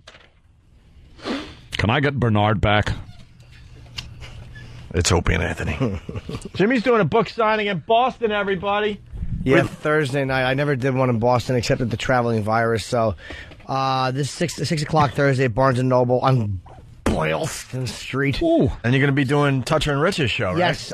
Those guys are blowing up. Yeah, they're doing great in Boston. So 4 o'clock, I'll be on Toucher and Rich on BCN, our home station up there in Boston, which is cool. Last time I was up there, they were on vacation. Yeah, absolutely. A lot of people asking for a nephew update. Don't have much. The nephew behaved himself. So I think. If you didn't hear, when we went to Washington, my 20-year-old nephew decided to come to New York with 2 frat friends, and stay in my fine new pad. And I was very nervous because my pals here, Jimmy and Ant, kind of made me very, very paranoid. Well, we should have describing what was going to happen after I went to Washington. We kind of knew growing up that when you're left a nice place and the owner goes away for a while, you're going to abuse it. Yeah. Going to abuse the privilege of being able to stay. Well, I came back and they had this note because they were gone for the day, and they're thanking me for the use of the pad, and thank you for trusting us with your pad. Oh. And I'm like, oh boy, what the hell did they do? What did they do? When am I going to find out what they did? But just a quick story. So they did invite this chick. My nephew's good friend from home. She goes to NYU. Mm-hmm. So he's up in New York. So he's like, I want to see my friend from home. So they invite her to the pad. So the 3 guys, my nephew and the 2 frat boys, walk into my place with this really hot college-age student, and they go upstairs. And she proceeds to, take a nap because she was tired from all the partying they did the night before. They're all just kind of hanging. So she took a little nap on the couch. No big deal, right? Well, she had to go and have dinner with some people. So she leaves by herself. Now, the doorman and all the people in the lobby saw 3 guys and a hot girl going up to my apartment. She leaves by herself. And because she had a little nap in her, her hair's all askew. A little mussed. And her clothes are a little wrinkled. So who gave you this description of what happened? What do you mean? My nephew. Oh, okay. That's good. Basically, the doorman or the people downstairs couldn't help themselves, and they asked if she had a good time. They were convinced that she was a hooker. And you're not? Yes, I'm not. Why? Will you stop making me paranoid? All right. I'm just saying. So you think they actually brought a hooker up to my place? Why would they give such a detailed story of a not a hooker coming to the house? Oh, my. Why such a detailed story? God. She came in. She took a nap on the couch, and that's why her hair was messy. We just hung out, and then she was leaving. Why didn't someone walk her down? They didn't. She walked down by herself, and the doorman's basically. I don't remember exactly. Is she a good friend? Yeah, I suppose. And why wouldn't you? I met her. Why wouldn't you walk her down if you're? I don't know. But the people down in the lobby basically used a term like toots or something like that. Did you have a good time, toots? Oh, boy. Or something like that. Because she was leaving the building by herself. Mm-hmm. Yeah. I ain't buying it. Huh? No. Me and Jimmy are kind of questioning the validity of Jimmy. Story here. She was the lady of the evening. Yeah. Great.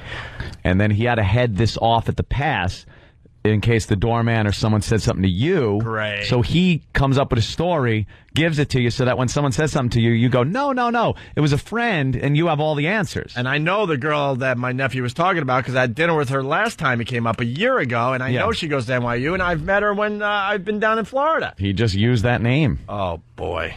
Get in touch with her. See if she was over the house.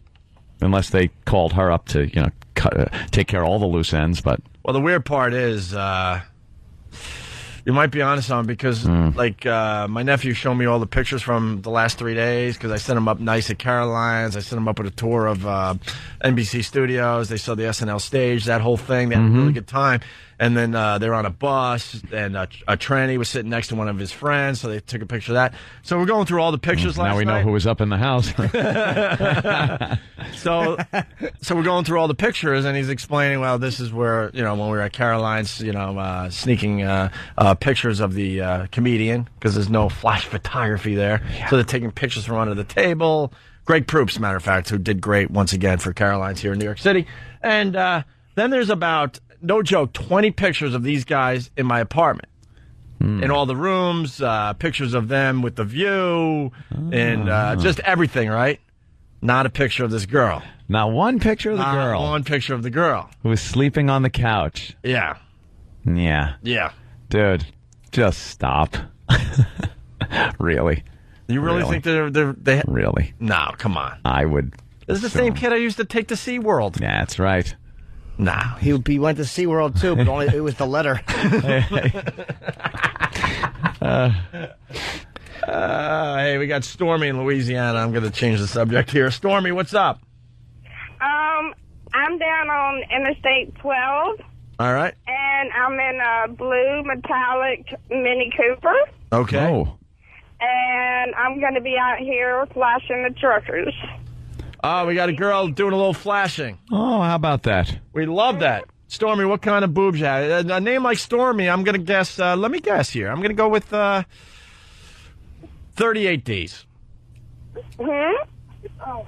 How big are your boobs, Stormy? They're about 34C. Aw. All right, 34C. A little rusty. Those are nice. But you like showing them off, huh, to all the truckers? Great. So if they see me, just tell them to watch out for me. Watch out for me. All right, down there in Louisiana, Stormy's doing the deal. And so you were fully aware of what this WOW thing's all about, right? That's right. All right. I love Opie and Anthony. Oh, well, thank you. Really, Stormy? How long have you been listening to us? For about 4 years. 4 years? You sound like you've been drinking a little, Stormy, no? Are you drinking? Huh? Are you drinking? Am I what? Have you been drinking? You sound like you've been drinking a little bit. I took 2 Xanaxes. Xanax. That's how you know someone's drunk, when they pluralize Xanax. Xanaxes. Well, Xanaxes. it's 8:20. What made you take the Xanax? Yeah. Why 2? I don't know, because I just wanted to be high. All right, wait. You've taken 2 Xanax, and you want to wow truckers. Yeah. Oh, boy, there's a shallow grave in your future. There's a shallow grave in your future, man. I like the fact you didn't even try to pretend there was a reason. Like, why'd you take Xanax? No. I wanted to be high. Want to be high? Hey, you got long nails? Huh? You got long nails? What? Oh, boy, how are we going to talk? She really is on 2 Xanaxes. How are we going to talk to this broad? Are you going to work, Stormy? Mm-hmm. Where you work? I work in Bogalusa. What do you do? I'm heading to Baton Rouge right now. Yeah, we don't care about, like, where. What do you do for a living? What do I do for a living? Yeah. Yeah. I work in the mall. In the mall? Mm-hmm. And what do you do? In the clothing department. Oh, so you're in the clothing. So people come in and you go, may I help you? And you take their pants and make sure they're not stealing stuff, right? Mm-hmm. All right. God, she sounds really high. Oh, you are. Well, everybody calls me Stormylicious. Stormylicious. Yuck. Oh, that's pretty sassy. Why do they call you Stormylicious? That sounds pretty salty. Oh, she's a card, this one. Yeah. Why do they call you Stormylicious? Because I'm delicious. Oh. And you're Stormy, so you just put them together to save time. Stormylicious. Stormylicious. Ugh. How old a gal are you, Stormylicious? I'm 34. Mm-hmm. How about Stormy Addict? That sounds nice. I love Opie and Anthony and Lil Jimmy. Oh, thank you. And Xanax. And Xanax, of course. What do you look like, Stormy? I have brown hair, Mm-hmm. blue eyes. Mm-hmm. I'm 5'2". I weigh 115. Okay. And I look good. I look good. What do you... Like the guy behind me said, I look hot. Wait, where's the guy behind you? He's sitting in the back. Of the truck? Mm-hmm. And, yeah, he's sitting in the back of my Mini Cooper. Mini Cooper. You got one of those Mini Coopers? And who's this guy? Somebody you carpool with, or? No, it's my car. Whoa. Why don't you swallow this Xanax? Yeah, exactly. She's got the rolling around in her mouth. She had a stroke. What's his name? It's my car. My Mini Cooper. What's his name, sweetheart? Who is he? Who, the guy? Yeah. The guy behind me? Like, how is he related to you? He's just a friend. A friend. And you work together? No, he's just riding with me. Why is he riding with you if you're going to work? Oh, I'm off today. I'm just going to Baton Rouge. Oh, what's in Baton Rouge? Oh, I'm just cruising for today.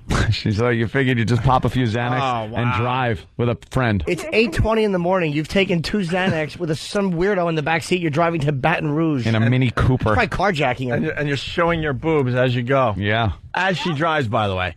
That's terrific. She's wowing people on 2 Xanax as she drives to Baton Rouge. Oof. So are you going to have sex with this guy? So we tell him to be prepared. Are you going to have sex with the guy in the back seat? Oh, no. Mm-mm. Why? What's his problem? Not my type. Is he a fatty? Mm-hmm. Oh, he's fat. Look Does he for like the Cooper you? doing a wheelie down the street. Hey, can you give the phone to the gentleman in the back? Could you give the phone to the gentleman in the back? I want to say hi to him. All right, hold on. I want to say hey to you, Jimmy.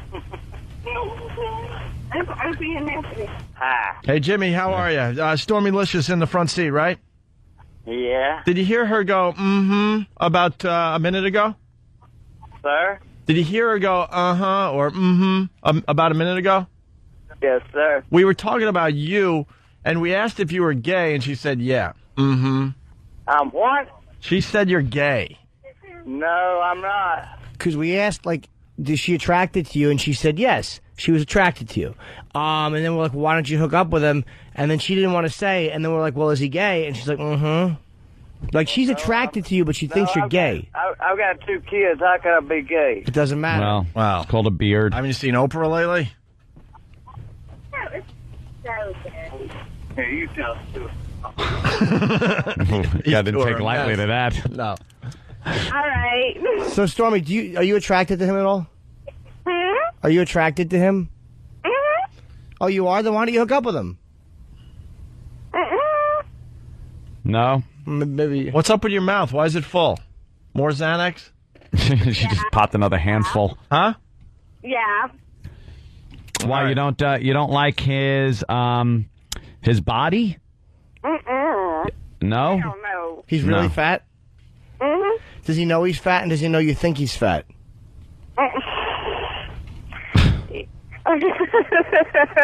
How much does he weigh? More than 250? Yeah. 300? 320. Between 300 and 320? Yuck. Wow. You know how bad his bag smells? Oh, my goodness. All right, Stormy Licious, I don't think we're going to get much out of you. We try here on the Opie and Anthony Show, but you're on your own with the Xanax and the wowing on the way to Baton Rouge. It's nice, a little slice of life right there in that car. Yeah, absolutely. Stormy, but you love the Opie and Anthony Show, huh? You love the Opie and Anthony Show? Do I watch it? Do you love the Opie and Anthony Show? Oh, my God. I listened to it. Yeah. But you said you loved it. I know, my head's screwed. All right. Right now. Jim's. Well, this is like shooting fish in a barrel. But Stormy, what do you like about the Opie and Anthony Show? Oh man, She's still going, and she'll keep talking. That was Jim V from Florida. Opie, please ask her what she likes about the show. I mean, come on. Yeah. That doesn't even count on the stats. All right, let's take a quick break. Tracy. what? Hi. Hello? Hi, Tracy from Michigan. How are you, Tracy? I'm fine. How are you? Good. You've been on hold for about 40 minutes. What can we do for you today? Well, I called because I didn't know for sure if we had the right number. Because I called, you said be the 5th caller for the CD for music, new music. And what CD is that? What CD is that? What CD is that, Tracy? To be honest with you, I don't know because I was just coming back into the room. So if you don't want... So wait, you're trying to win a prize? Wait, you're trying to win a prize on a radio station and you don't even know what that prize is? I know that it was a new CD for New Music Monday. New Music Monday, right? Yeah, New Music Monday. Yeah. That's a new feature we're starting up here. Write it down. What radio station are you listening to? Well, radio station WKLZ 107.3 out of Grand Rapids. Yeah. WKLZ 107.3, Grand Rapids, Michigan. Grand Rapids. Waking up Grand Rapids, everybody. That's right, Grand Rapids, Michigan. Waking up Grand Rapids, everybody. Your hit music leader in Grand Rapids. Now, what type of music you into there, Tracy?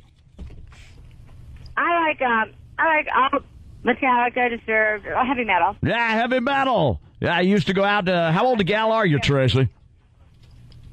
46. 46, so you used to go out when those guys were touring originally, and a lot of the metal bands were out there, and you used to go out there with your leopard skin pants and your tiger-striped jacket and your hair all teased up nice and high, and go out to the clubs, maybe? No. No? I was thinking that was kind of your taste of music and your age. You know, old broad like you kind of like going out and capturing a little part of her youth with that music, like Metallica and some of the older songs. Tracy? What do you mean an old broad like me? I'm not old. No, I said those older songs. Or broad. You said old broad like you. No, you misunderstood me, Tracy. I'm talking about the older songs and a broad range of songs they were. All right, okay, there you are. Yes. I like all kinds of music. I just started listening to... What kind of panties are you wearing, Tracy? What's that? Kind or color? No, what kind of panties are you wearing, Tracy? Hey, Tracy. Low-rise brief. Lowrider briefs. Yuck. Love those. Yuck. Love those. Sexy. It's Yuck Monday. Sexy. Yuck. Yuck. Yuck. Hey. Why are you wearing those panties? What? Tracy, you're too old to be wearing panties like that. You know that, right? Why? You're almost They're 50. low-rise briefs. They go with my low-rise jeans. You wear low-rise jeans? Hey, you let the back of the jeans down and let your panties show? No. Guys like that. I don't show the crack of my ass. Let's hear. Why would you do ass that? looks like two prunes.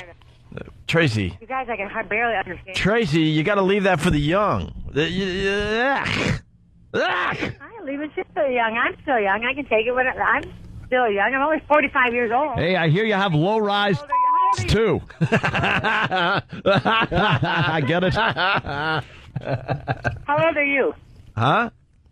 27. How old are you? Doesn't matter. We're guys. All depends on who you ask. What paper prints it? Right. What's your favorite show? What's your favorite radio show? I think it's... I just started listening to it this last Monday, and I listen to it every morning. So. Who hosts it? Yeah. Come on. Excuse me? Who are your favorite radio hosts? I can hear you. Who are your favorite radio hosts? Opie and Anthony, of course. That's what I mean for the first. What do you like about Opie and Anthony, Tracy? Exactly. I like that you like... The hell are we doing? How could she... What? I'm but young. Then, huh? No, you're not. No, you're not. Don't fool yourself. Hey, it's good to know we're picking up listeners in Grand Rapids, Michigan. Yeah. All right, it's Opie and Anthony. It's Opie and Anthony for a Monday. Richie from his mobile device. I love how that comes up on instant feedback. Richie from his mobile device. How the hell is there a 350-pound guy in the back of a Mini Cooper? Yeah. We missed the obvious on that one. I don't know what a Mini Cooper is. Oh, my God. Those little English-looking cars that have a lot of little stripes on them. Oh, yeah, okay. They're tiny little cars. Stephen S. from Bayshore. Hey, Ope, I was up at Riley's for dinner on Saturday. It was great as usual. Brett is too effing cool. Wow. That would be my brother, Brett. That would be F.H. Riley's in the heart of Huntington Village, 400 New York Avenue. Stephen S. better be getting, like, free appetizers at this point. All the Appetizers? All right. Free meals. What the hell? Full free meal. All the good stuff he does for our show. And then Chris from Vegas, the CD she won, I'll Be Dumping Your Body in a Shallow Grave by Ed Gein and the Chainsaw 5. Also, Nick from Boston. Wow, how did you guys just get beat? I was laughing so hard. All I could think of was, don't forget the cheese on his head and the pepperoni on his... Can you say the end for the thing on the chest? No, probably not. And the pepperoni... Really? You can't? Someone check it out, because now I want to play this dumb call from back in the day. Maybe we can. He's referencing a call that stopped us in our tracks because we're not really sure if we could say the N-word for the thing on your chest. You know, you got two of them on your chest. Yeah, but you could say nipple. You can. You just might not be able to say doing anything with them. Pepperoni? In any way, shape, or form. Pepperoni? I don't know. What is sexual about that? Doesn't have to be sexual. Let's go to Danny. She's a girl. She's from Virginia. What's up, Danny? Hey, guys. I Ew. saw you on Saturday night, and little Jimmy signed my you-know-what, and I was so excited. I signed your breast or your ass? Right outside Nissan, you signed my book, and then I came back, and you signed some guy's left ass cheek. Oh, yeah, he was awful. He had a big, Yes. horrible ass. Signed a guy's ass, huh? I did. I signed a guy's cheek. The second one I signed. Really the first want one to I sell did. those books, don't you? I'll sign anything. I'll sign your taint. He actually later, we were standing over by where the food was, and he came over and he was like, dude, check it out.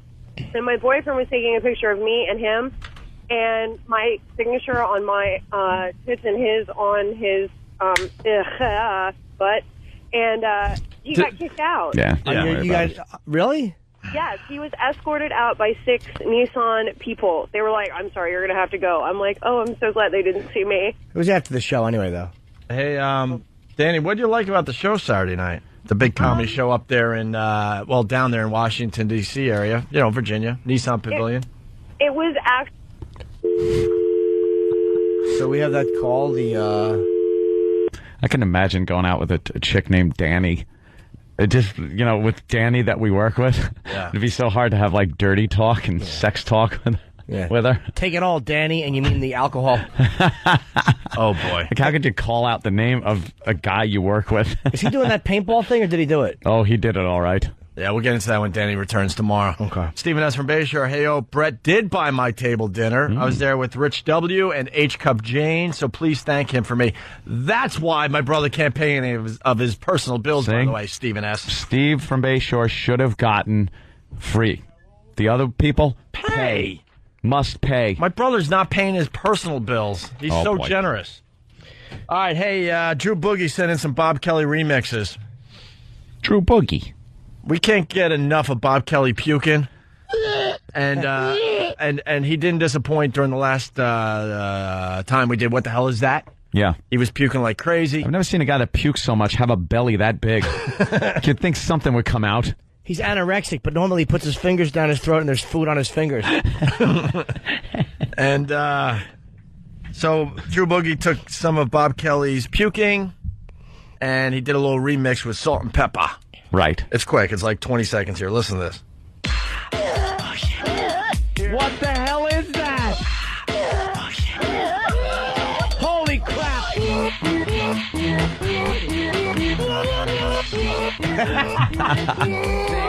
Give me a second.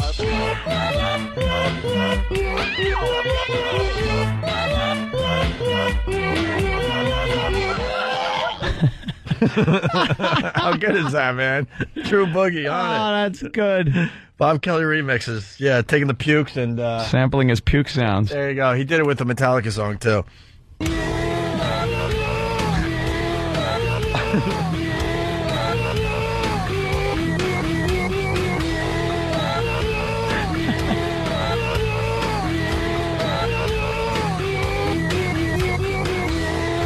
Somebody needs to help him. Somebody needs to help him. Gets the job done, short and to the point. Yeah. There you go. That's what we like on the show. That's what we like on the show. We do have the pepperoni on the thing, and Al says we could play it. All right. I haven't heard this in a long time. It could suck. I don't know. It was one of those phone calls, I guess, that back when we were working up there in Massachusetts. We put out a CD called Demented World. Got no money for it whatsoever. You know the story by now. But we're still proud that it's out there. And every once in a while we get to sign one. Yeah. People are bringing them to the virus tours. It's kind of cool to take a look at the old CD we put out. And, we called the Green Bay Pizza establishment. And we were making believe we were some hacky radio show in the Green Bay area. And we were trying to give away Super Bowl tickets. Right. Hello? Hello, Art Bowling. Wrong number. Really? Yeah. What number did we call? Sammy's Pizza. Oh, we were trying to give away Super Bowl tickets to Art Bowling. Well, give them to me. What do you think? It's a little unorthodox. Am I going or no? Let's hear how excited you would get. You sound excited. You just might be going to the Super Bowl. No way. We might go to the Super Bowl. Go Packers! Do you have a coworker there, sir? Oh, sure. Okay, give her the phone. Okay. Hello? Hi, how are you? I'm good. How are you? Good. We're going to give that guy tickets to the Super Bowl, but we're going to make him do something really stupid for him. Okay. All right? Tell him he's got to strip down to his underwear right now. You got to strip to your underwear right now. Go. Hey, that's underwear. Tell him this is a radio station in Green Bay. This is a radio station in Green Bay. Tell him the green. We got green and gold boxers on. Really? Wow. Really? Did he take his shirt off, too? No. Tell him to take his shirt off. Take your shirt off. That's a shirt off. Because if you look out the window, we actually have somebody seeing if he's doing all this. Open your blinds. This will all come clear in a few minutes. We're going to have someone run into the pizza parlor with the tickets. Someone's going to be running into the pizza parlor with the tickets to make sure you did this. And we're filming it for the TV station. So You're filming it for the TV station. What is he down to, his boxers? He's down to his boxers. And you guys work at a pizza place? He's working at the pizza place. Can you take a couple of those pepperonis and put them on his nipples? We want to make him look really silly for the 5 o'clock news tonight. Can we put pepperonis on your nipples for the 5 o'clock news?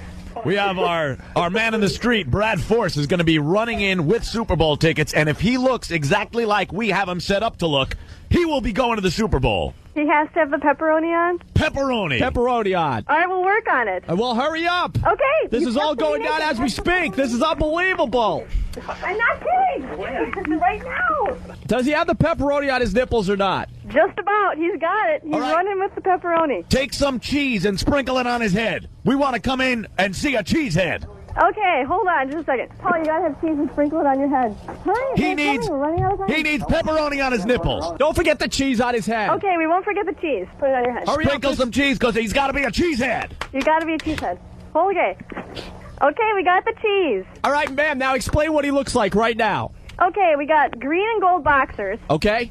We got pepperoni on the nipples. Okay. And cheese on the head. Very good. All right. This is what I need him to do. This is going to be unbelievable. We're waiting outside with the TV cameras. He needs to run outside right now. You're waiting outside with the TV cameras. You need to run outside right now. As soon as he runs onto the sidewalk, the Brad Force will hand him his Super Bowl ticket. Okay, as soon as you walk outside looking like that, you will get handed Super Bowl tickets.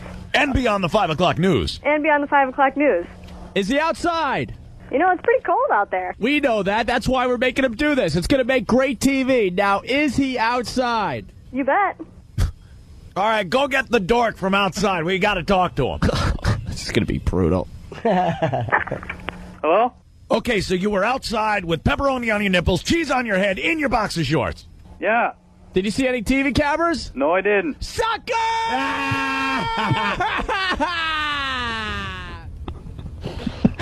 What the hell are we doing? What? Brad Force. What the hell is that? Brad Force. What the hell is that for? I don't know. I just came up with a name. Know what's sad about that phone call? Can't do those anymore because the lawyers got in the way. Yeah. The lawyers got in the way. Who actually got hurt during the making of that prank call? Seriously. That gentleman did. He looked like a silly goose. Who really got hurt? But the lawyers took that out of our playbook. We can't do that type of radio anymore because, you know, they're protecting everybody. Can't do that. Can't do that, even though that was harmless. Coke Logic. Someone's saying a cigar, who got hurt? The next guy that ordered pepperoni. There's a hair on my pepperoni. All right, Coke Logic sent this in. Say yo, Sean Kingston. You're way too beautiful, girl. That's why it'll never work. You have me suicidal. You make me suicidal. When you say it's over, all these beautiful girls, they only wanna do you dirt. They'll have you suicidal.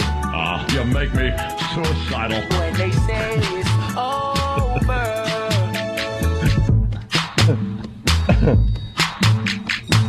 There you go, quickie from Coke Logic. We did suggest that maybe the listeners will take the edited version of that fine song and put whatever the hell they want in the dead space. And he figured, Don Imus.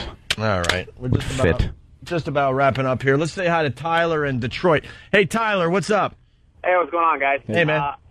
You guys are playing all these clips that people call, lady called in or whatever, and you're doing the pepperoni thing. Can you do the Donna Summers thing for me? Oh, the Donna Summer. On the space shuttle. The space shuttle. Endeavor. The Endeavor. This one got ridiculous, didn't it? Yeah, this one is ridiculous. We could end the show with this. We're in that weird period where we can't really start anything new because we got like three minutes left. We had prize pigs calling us all the time because our phone number matched another station. They matched all the stations. Yeah. And we were constantly getting wrong numbers from people. All the radio stations in the Boston area were off by one number. Mm-hmm. So you just missed dial, you were going to get another radio station. Yeah. We got prize pigs from every radio station in the Boston area. Yeah. And they'd call up, and of course, we'd have to figure out what they were calling for and what prize they wanted through clever questioning. And then we would just rag them. It was a lot of fun. Definitely. Well, this lady was calling up for Donna Summer tickets. Donna Summer tickets. We'll end this side of the show with this today. Have a good day. Am I the right caller? What were you calling for? Donna Summer tickets. Oh. Donna Summer tickets. Are you a big Donna Summers fan? Yes, but I'm more of a 0.5 fan. Oh boy, here we go. She knows the right things to say. Here we go. Let me tell you something. Mm-hmm. You're going to see Donna Summer. You're kidding. Congratulations. Thank you. Matter of fact, we're going to put you in the front row. Front row What do you say? for Donna Summer. What do you say? I don't believe it. Thank you very much. Congratulations. Thank you. Hey, what color panties you wearing? I'm wearing a bathing suit. Donna Summer wants to know. What kind of bathing suit you wearing? A one piece, a thong, bikini? A bikini. I'm sun tanning. Sun tanning. And then by my pool is my radio with 0.5 on. Oh, boy. Hey, she says it again. Look You know at what? that. Since she's mentioned the station so many times, I think another prize is in order. You like the disco era? Yes, I do. The whole disco dancing thing? Absolutely. How about a disco weekend in Las Vegas, Nevada? Yeah! That's right. You'll be whisked away to Las Vegas, Nevada to see Donna Summer in Las Vegas. Are you serious? We are serious. I can't believe this. You just have to tell us one thing. What? What's the strangest object you've ever used during sex? The what? Donna wants to know. Nothing. You're a virgin. No. You're a big fat virgin. Yeah! Big fat virgin. And what's your favorite station? 0.5. She said it again. Yeah! You know what you're going to win now? What? A trip on the space shuttle. Yeah! The first person in space. You're going to see Donna Summer on the space shuttle. Isn't this fantastic? Oh, this is wonderful. Have you ever been on the space shuttle? No, I haven't. Oh, have it's you? beautiful. Yes. Fantastic. It's going to have a big disco ball. Mm-hmm. They're going to decorate it all. Hey, do you know how to dial a phone? Yes. What's your favorite sexual position? Hello. Donna wants to know. Hello. Oh, no. Did she hang up finally? She's gone. Oh, my God. It took forever. Opie and Anthony. The Opie and Anthony Show. The virus is spreading. It's Opie and Anthony. Hi, exclusive XM audience. XM Satellite Radio. And we were at the XM compound on Friday. Yes, we were. A lot of energy down there, man. They're rocking. It was a lot of fun to be down there. God, rats! Oh, rats!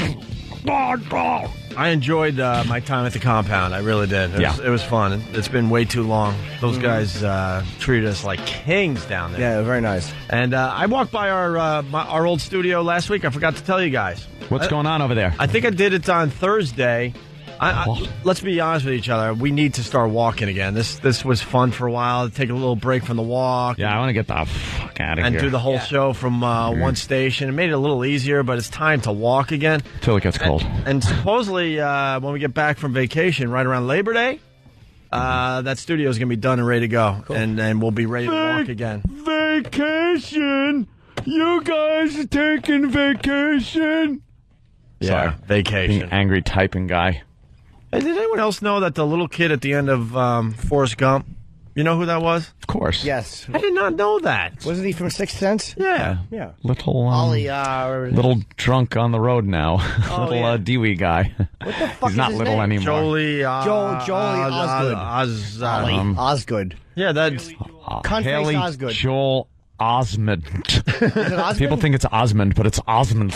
Osmond. It's a T at the end or something. Osmond? That Forrest Gump, man, when it's on, I have to watch. It is a good movie. I hated it for years, and I'm like, it's good. Yeah.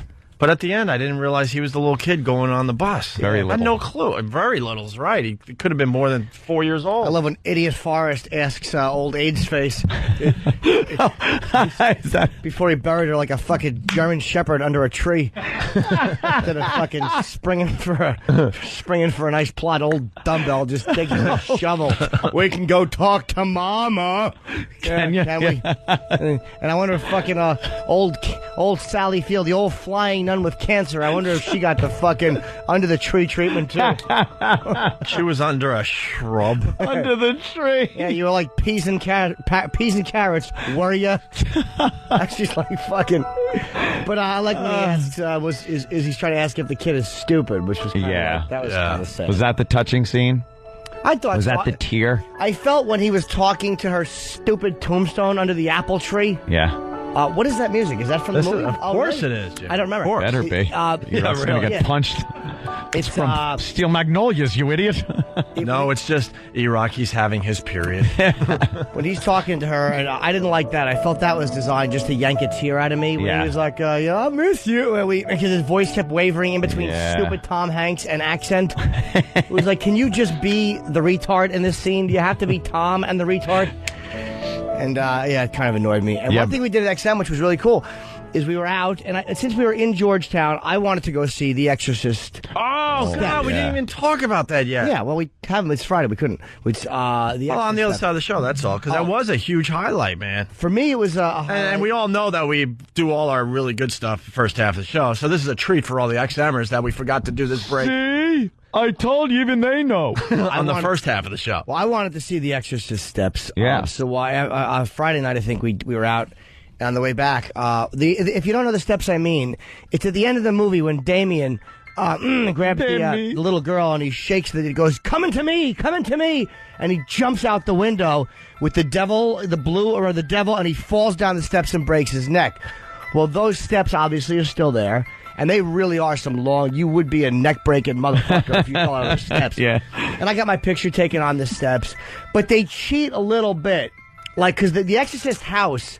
There's a house, like, there's a little bit of a lot, and there's the house, and it's surrounded by a big, like, wood fence, not a see-through fence. Like a scary wood fence. Killjoys. Like a scary wood fence. It's the fence is even creepy. You can see, like, the beginning of the driveway. I'm like, that's where fucking Max von Sydow got out, but you can't see the house. So I lifted up the little letter thing and peeked through, and it was creepy. I knew... Not a light in the house on. There was going to be a car parked, or I knew there'd be a little driveway with the front door positioned the way it was in the movie, and that's exactly where it was. So it was definitely the house from the movie. And when you come around to the side of the steps, where like the steps go all the way down, if you look over the fence, there's a yard, and then there's the house. That's where they cheat a little bit in the movie. Oh, right, so you wouldn't be able to... If Damien just jumped out the window, he would actually, in reality, have just landed in the yard and had the devil on him like an asshole. And, he'd have been rolling around in some leaves, him and the old Dev, and they just would have fucking got the key under the welcome mat and came back in and killed the little bitch. So I guess they had to cheat, so he jumped. Unless with the devil on you, you jump 70 feet. Maybe the devil makes you jump farther. That's true. So he jumped and he would have fallen in the yard. So they cheat a little bit. And there were people just stopping by the whole time we were there. Yeah? Yeah, just getting their pictures taken. And that movie's, well over 30 years old. 34 years old. 30. That, 1973. That house is fucking show the house creepy. Again, E-Rock. And it's Come on, E-Rock, show the house. There it is right there, the first one. Can you open it up? I can't see that. That's definitely what we saw, Jimmy. Yeah, that is the house, man. Wait, look at the creepy fence. It looks not as creepy during the day, During the day, it's not creepy, but at night... That house is really, really frightening. Poor bastards that live there. Got to put up with assholes like you. Dude, I could peeking not. through the fucking mail slot. Dude, you know what, though? I put a shotgun through that mail slot. You know what, I saw a peeper. If you don't want to deal with it, you could get some fine money for that house and move somewhere else. It's not like it's a special house. It's a shitty brick house in the middle of Georgetown. Dude, that is where the fucking Exorcist was shot. I don't believe they just did the externals either. I'm going to guess that they did the entire shoot inside that house. Yeah. I'm thinking they did. I could be wrong, but it was really creepy.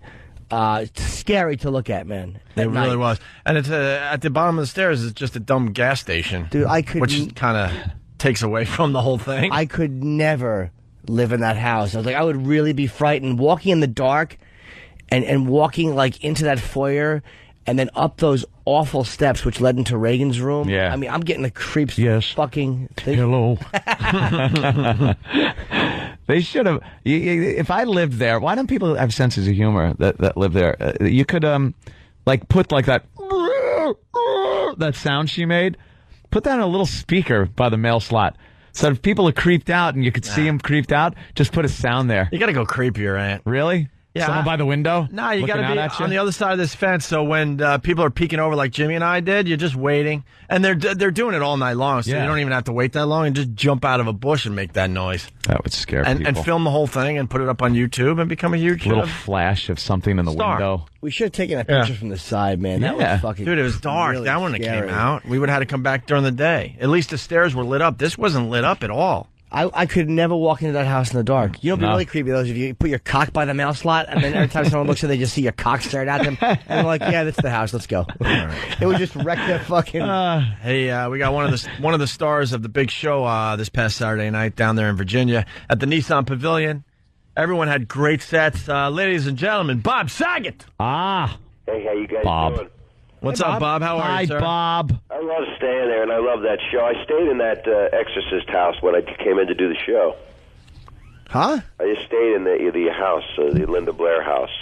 How was it? What you guys were just talking about. Where? Yeah, we are. I was saying that's where I slept when I came in to do the O&A show at the Nissan. And I'm like, I'm thinking, is he kidding or is he fucking around? Like, is he serious? I'm not staying there, man. I couldn't. I'm such a. This is how dumb I am. He was just trying to relate, Jimmy. I'm hoping that Bob maybe knew it was like this really weird inn that you could stay at. I was actually getting. It's a bed and breakfast now. Yeah. I thought you were serious for a second. Yeah. Hey, Bob. I actually asked Bob Saget to call for a very different reason today. Backstage at the show, we were talking a little bit, and he went to the Walter Reed Hospital down there in D.C. Yeah. And and how he described it, I just felt like you needed to call the show and talk about it a little bit there, Bob. Yeah, it was really, I can't get it out of my head, actually. Yeah, we were offered to go, and I guess timing-wise, things didn't work out. They would have needed us for over 2 hours, but we had to leave and get to the venue early. We had to leave really early. I was thinking to myself, I believe me, I am 100% back in the troops, but I don't know if I could take it as a human being walking in there and seeing some of the stuff that's going on in the hospital. I feel bad. I don't like hospital shows. I can't watch ER. Never mind stepping into a place and watching a war wounded. Right. And having to talk to him, it would be, it would really be kind of oof. Yeah, Bob was really affected by this whole thing. I wouldn't want to go with Bob just because he's so much more famous than all of us. And they'd be like, "Hey, Bob Saget," and you assholes. And a couple dummies.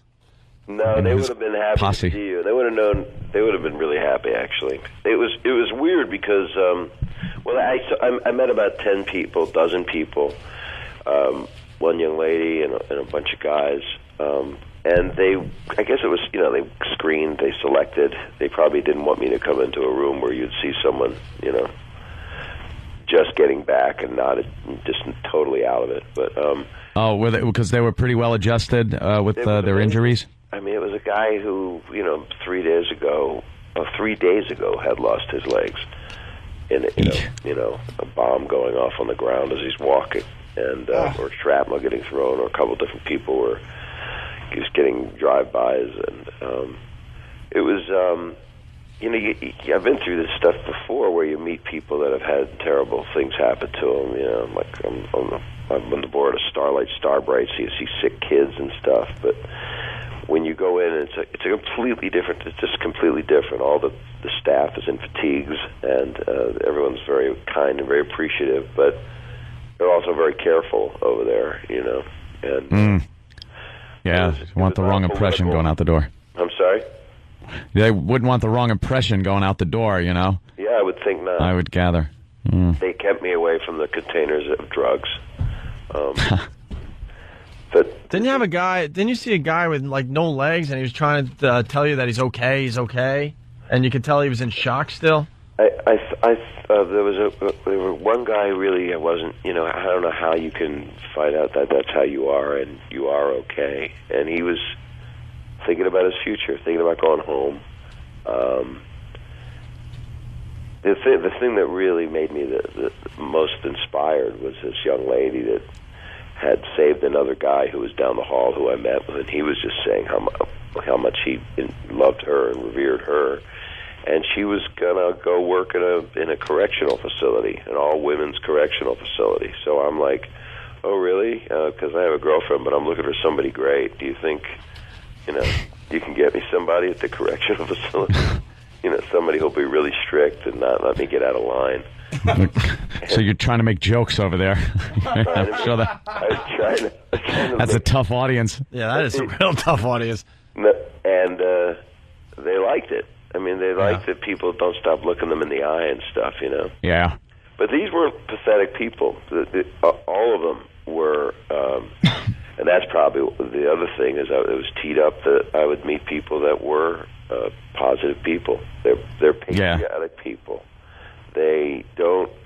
I didn't get into politics, obviously. You know, I asked one person, "Do you think we shouldn't be over there?"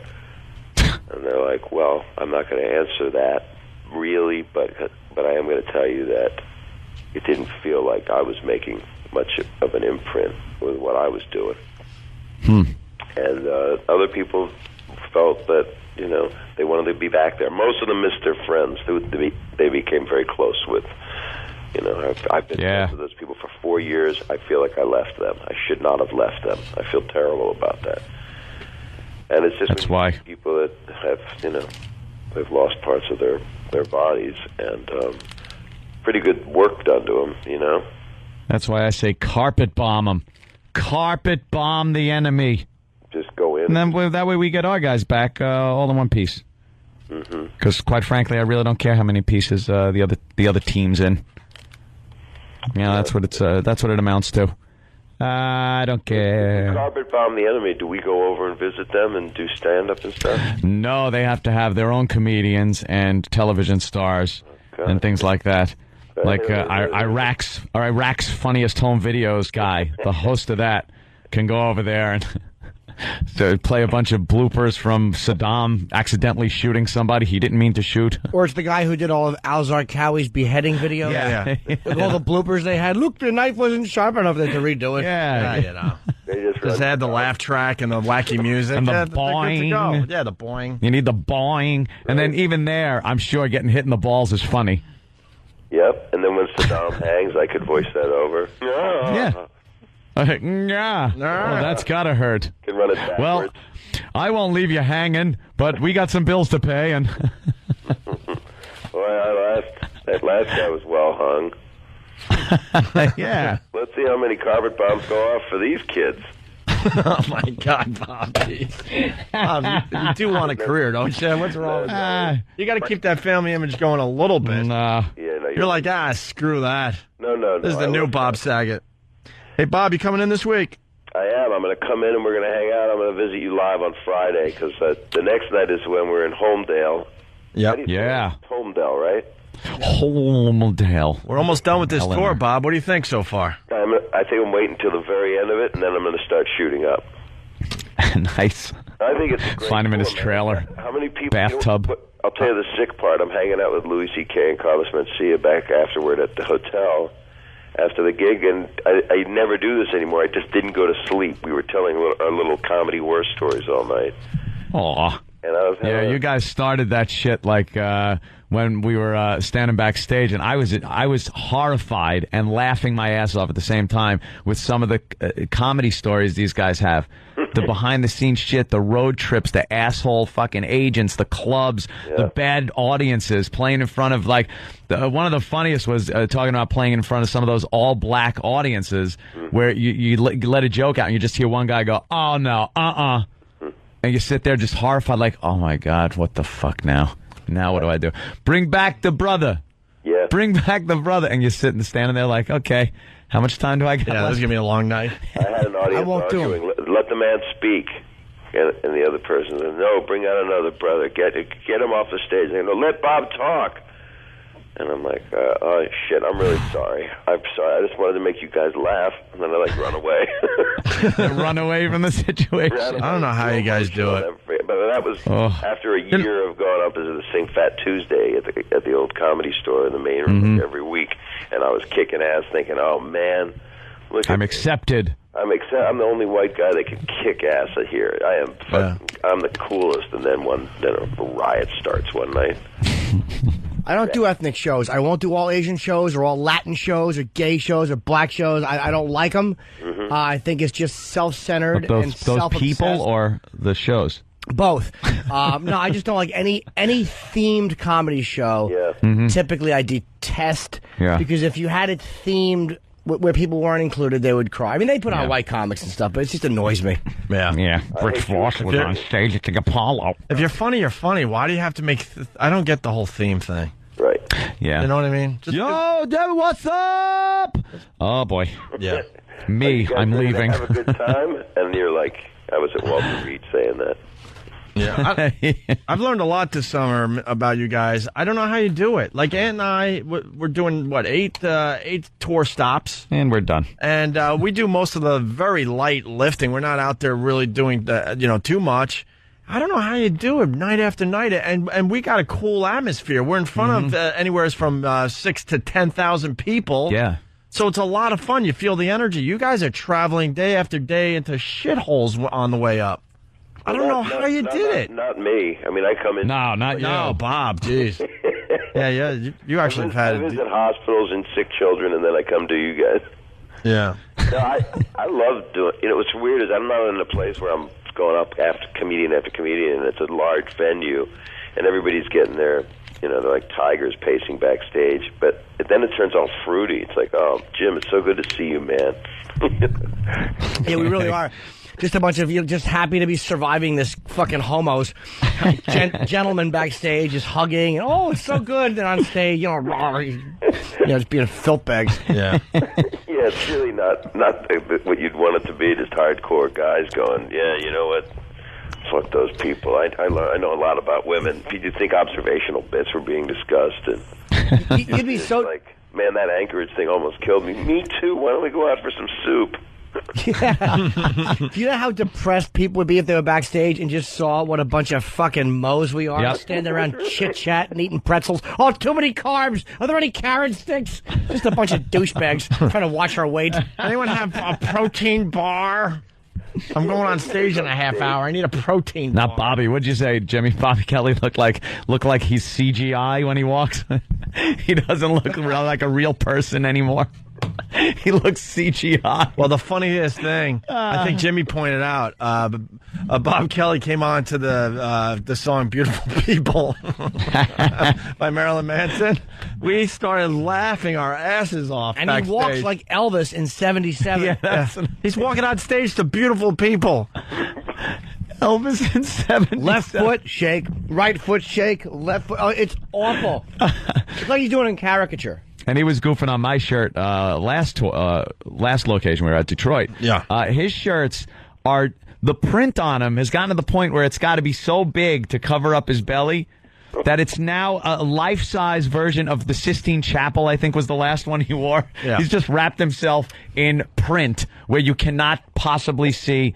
or he's trying to cover up the big belly. Dude, I blew it for everyone because I was on with the Junkies before you and I went on, and I saw Rich Voss in the catering tent, and he was wearing a shirt. It was a thunderstorm on his shirt with the bolt of lightning and trees. It was a whole dark shirt with a lightning bolt, and I couldn't wait to just beat him up on the radio with the Junkies because one of the Junkies said that he used Rich Voss's dressing room to take a shower.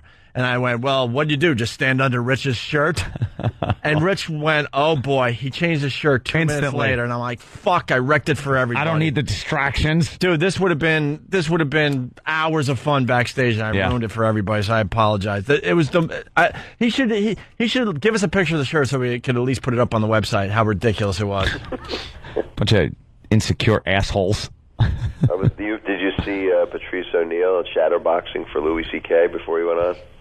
Oh, really? Yeah, it's really good. He holds his hands up, and they're just kind of like working out. It's become lets him work out, so much camaraderie. I swear to God, you got to break this shit up. Could you find two more out-of-shape people to be doing shadow boxing? Fucking Patrice and Louis? I pace around like a fucking idiot before I go on. And then they play that music. I think I'm walking out like I'm Peter Frampton. Yeah. I just walk around a little bit, get the energy going. I really don't want to be talked to right before I go. We all have our little things.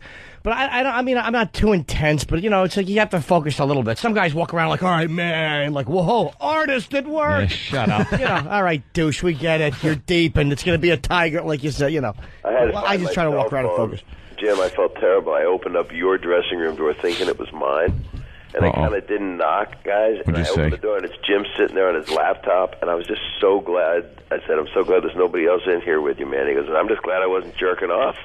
Do you understand how tempted I was to jerk off in the trailer by myself? I was bored, and I'm like, I got to jerk off a little bit, and I just didn't. I was like, I was going over this thing I got to do, so I'm like, let me just focus on something else. And I'm really happy I didn't, because I really wanted. I would have Bob would have just walked in and seen me jerking off. And I just would have walked out. Come over. He's probably about 10 minutes away from going on. It's nice, mature shenanigans that go on because who threw their ass through our window? Well, that was Keith, wasn't it? Keith. Oh, yeah, we had a window open a little bit to get some fresh air, and I look over, I hear the blinds rattle a little, and there's just a bare ass coming through the window. You're sitting there going like, we're all adults. You realize it's Bob Kelly just peeking in? Well, the Bob Kelly peeking in scared the hell out of your girl. Yeah. She's 2 days out from gallbladder surgery. She makes the trip to Washington, D.C. She's in the dressing room. Laying on the couch. Laying on the couch just trying to, hang out. Bob shoves his fat head through the blinds and goes, ah! I was scares the kidding. crap out of everybody. Yeah. Yes! Oh. Yes! Sorry, Jim. That was a great audience that night. That was great.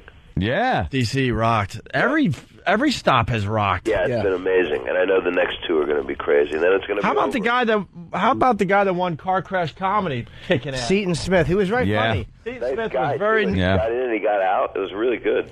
He was very humble. What did Voss call it? What did he call it? What? Card Crash. Oh, he goes, let's hear it for the winner of Card Crash Comedy. Let's hear Car Cash Comedy.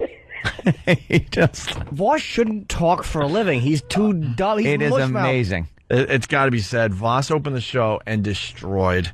He always does. I know, but people confuse the issue. We like making can't fun speak. of him. We love killing him on the radio show, but he went out there and destroyed. He pluralizes things that don't need it. He doesn't put an S on the back of words that do. He's retarded.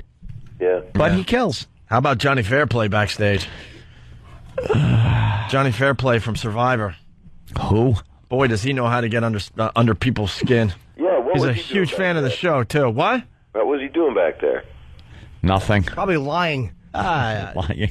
He was hoping that someone would recognize him. Yeah. From his 15 minutes of fame. I was about to go on. I didn't know who it was. I thought it was a porn actor or something. Oh boy, and he told me what's going on with Survivor. Oh man, I'm chomping at the bit to get a headline. Say it. To get a headline on TMZ.com. Just boy, am I chomping at the bit. Is it true though? He had a story for everything, this guy. Just say it. He told us a story about banging a midget. Jimmy and I, you ever hang out with a person, they're telling a story, and you know it's such a fucking lie? No, I never heard of it. Oh, there Shoot you the go. hostage. Oh, we can get into this today. So Johnny Fairplay's telling this long, drawn-out story about banging a midget, and Jimmy and I were like, you know how you get itchy under your skin and you can't itch the itch? Yeah, it's called embarrassment. We started getting that feeling like, oh my God, I can't even fake that that this is real anymore. It's like the energy is too much. Like, yeah, man. And then I go home with this midget, and we're doing this, and then like she showed me her pussy, and then she's like, why don't you fuck me? And I'm like, that's gross. And I'm like, that didn't happen. No, it just didn't happen that way. You might have gotten blown by a midget. I would believe if you said, like, a chick was like 4'11", and she blew me in the broom closet. Yeah. That I would buy. There you go. Whenever Short they try and sweet. to build a story like it's a crazy it didn't happen. Yeah. He's a liar. Like your old pal there. He's a compulsive liar. Oh, what? Like Jimmy? Who? Jim Laird. Oh, Laird. Well, Laird told a great story in our where the hell was that? The office over at NEW, and it was how he was going to be an air marshal, and because they gave him a test. This is I guess after 9/11, right? Yeah, I guess. Yeah, we're still on the air because it was the whole air marshal thing was pretty huge, and because they gave him a little test and made him stand up and one of the guys giving the test took one of the people. They were in this mock-up of an airplane and took a woman and grabbed her by the neck and goes, now, what do you do? What do you do? And no one knew what to do. So Jim just kind of stands up and goes, I'll tell you what you do. You shoot the hostage. And the instructor turned around and said, you are right, because that's what you do. And we were all standing there kind of like, no.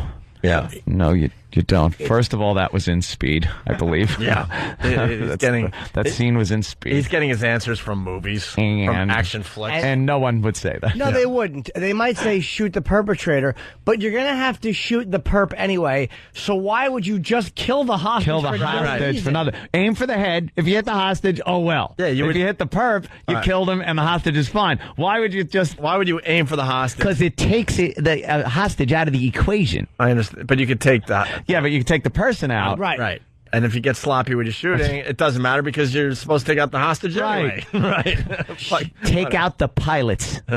You shoot all the hostages and give in to their demands. that guy's good. It was one of the times, though, where it was me and Jim. I looked at Jimmy Norton, and we were just like, oh, my God. The bullshit detectors were going off. But that's Jim Laird. I mean, that's. All right, here's the deal. That's Laird. I don't want to waste my info because I want to get the headline. If TMZ.com calls us, we'll give them a headline. That's how we do it. You're going to say what Johnny Fairplay said. Backstage. Spoilers for the new season of Survivor. Absolutely. Absolute ridiculous spoiler. But TMZ has to call us because, we're not wasting this info where it's out there and then we don't even get credit for it. Kind of like the Chocolate Rain thing. We kind of started that phenomenon. I think Danny the black guy started it, but... So this is what we do. We wait for TMZ to call us, and then we give them what Johnny Fairplay told us backstage at the Nissan Pavilion. That's what we do today. That's what we do now. That's how we do it. See, we're learning. Hey, Bob, we'll see you, Friday? Friday morning I'll be in studio. And we'll be pumping your HBO special. We'll be pumping your appearance at the PNC. Thanks for all that. Maybe we can have lunch. Night. It's going to piss some people off, that special, I think. Oh, you're on this Saturday? What? You're on this Saturday? Yeah, it comes on the 25th. Oh, cool, man. Really cool. Holy shit, that means Jimmy's is right around the corner at this point. Mine's not till October. Okay. This is this Saturday at 10 o'clock? Yeah. I can't wait to see man. yours, Jimmy. It's going to be special. Yes. All right, Bob. I know it's early where you're at, but we wanted you to call in about that Walter Reed stuff. Yeah. I saw a different side of Bob Saget. You kind of looked shell-shocked yourself when you made it to backstage at the show. Right now, just even connecting with it really fucks my head up because they're such good people. I mean, they're like, you don't even expect it. You expect they're smart. They seem smart. I saw a different side of Bob Saget. It was his ass. He finally gave it up. Then I went in the storage room with the midget. Yes. I'm tired of taking Bob Saget's cock. Bob Saget's cock. That's the name of my Reader's Digest story. All right, Mr. Saget. All right, guys. I'll talk to you on Friday. Bye. All right. See you there later. he goes, Bob Saget. Jay in D.C., Right what's back up? to sleep. There he goes. You shoot the hostage. Supposedly it was in Passenger 57? Oh, was it Passenger 57? I have no idea. What, Jay? I just want to tell Bob absolutely how funny that guy is. You guys put on one of the greatest shows I've ever seen in my life. It was absolutely thank hilarious. you. Yeah, Jay. Yeah, man. I tell you what, dude. You got to come back to the State Theater. You're absolutely one of the funniest people I've ever heard. Oh, thank you. Hey, Jay, help us out with as far as the ONA Child and Virus Comedy Show goes. What are people going to get from Bob Saget that they didn't realize? Just absolutely. AIDS. Bob's very dirty, potty mouth. Wow. I didn't see that one coming. I didn't either, actually. I thought you were going to go with the what did you like about Bob Saget? Or all right, we're going to sit around and wait for TMZ now. Different. That's what we do. TMZ, give us a call. They ain't going to call. Give us a call. You didn't call me. TMZ, you didn't call me. Look, I'm dancing. That's from stupid dopey friend dancing on the bridge. Look, Tony. Look at me, Tony. Look at me. He didn't now come down from there. Come down. You're gonna hurt yourself. Did he jump or fall? I think he fell, but he was a douchebag. He's there with his big platform shoes. Yeah, call me. And he was kind of walking, and he just kind of fell over. Do you know how many friends I want to dance on that bridge? Dance on the bridge, you idiot. I would drop Voss off and have his suit pressed. He wanted to be one of the cool guys.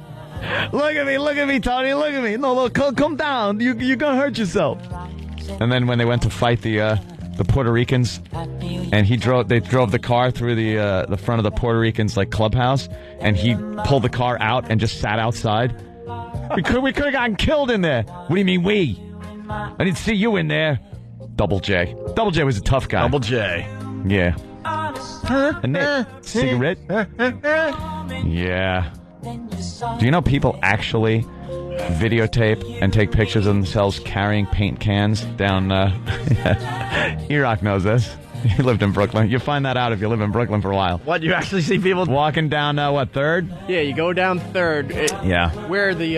Well, this goes back to getting a picture, in famous locations. Right. Yeah. Like where the hardware shop used to be. Yeah. Across the street is now a Costco. So there's thousands of people there, and once in a while you're coming up 3rd and you see somebody with the paint can or a bucket Yeah. Walking down and the they're swinging it, and someone's taking pictures of the douche. I'm just like Tony Manero. I'm such a douche. The first time we went to L.A., and Chris Walsh, he saw us at Mohegan Sun. Chris, yeah. Is his last name Walsh? I think so. He now runs a rock station in Worcester. He's a good guy, man. He left the Hillman show, and he's doing well for himself. When we were in L.A., me and him went to where OJ lived.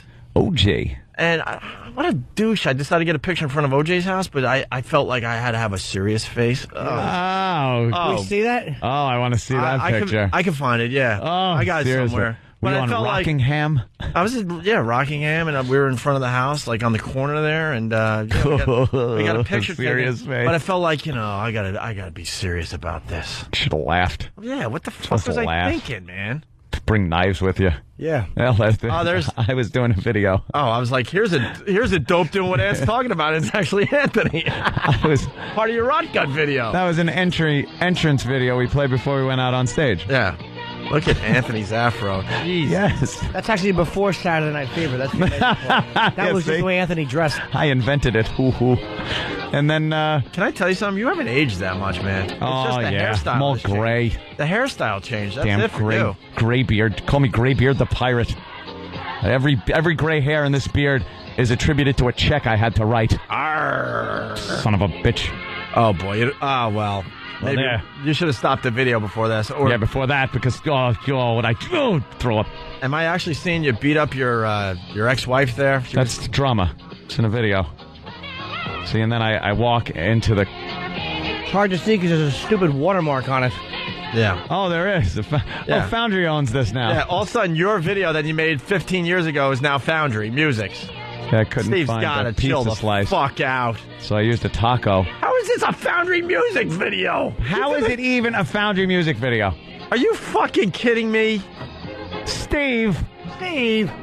Look at the bit all the bottom. What is that? It's a big Foundry Music. This is years before Ant and I met. Years. My God. How are you taking fucking credit for one of Anthony's old band videos?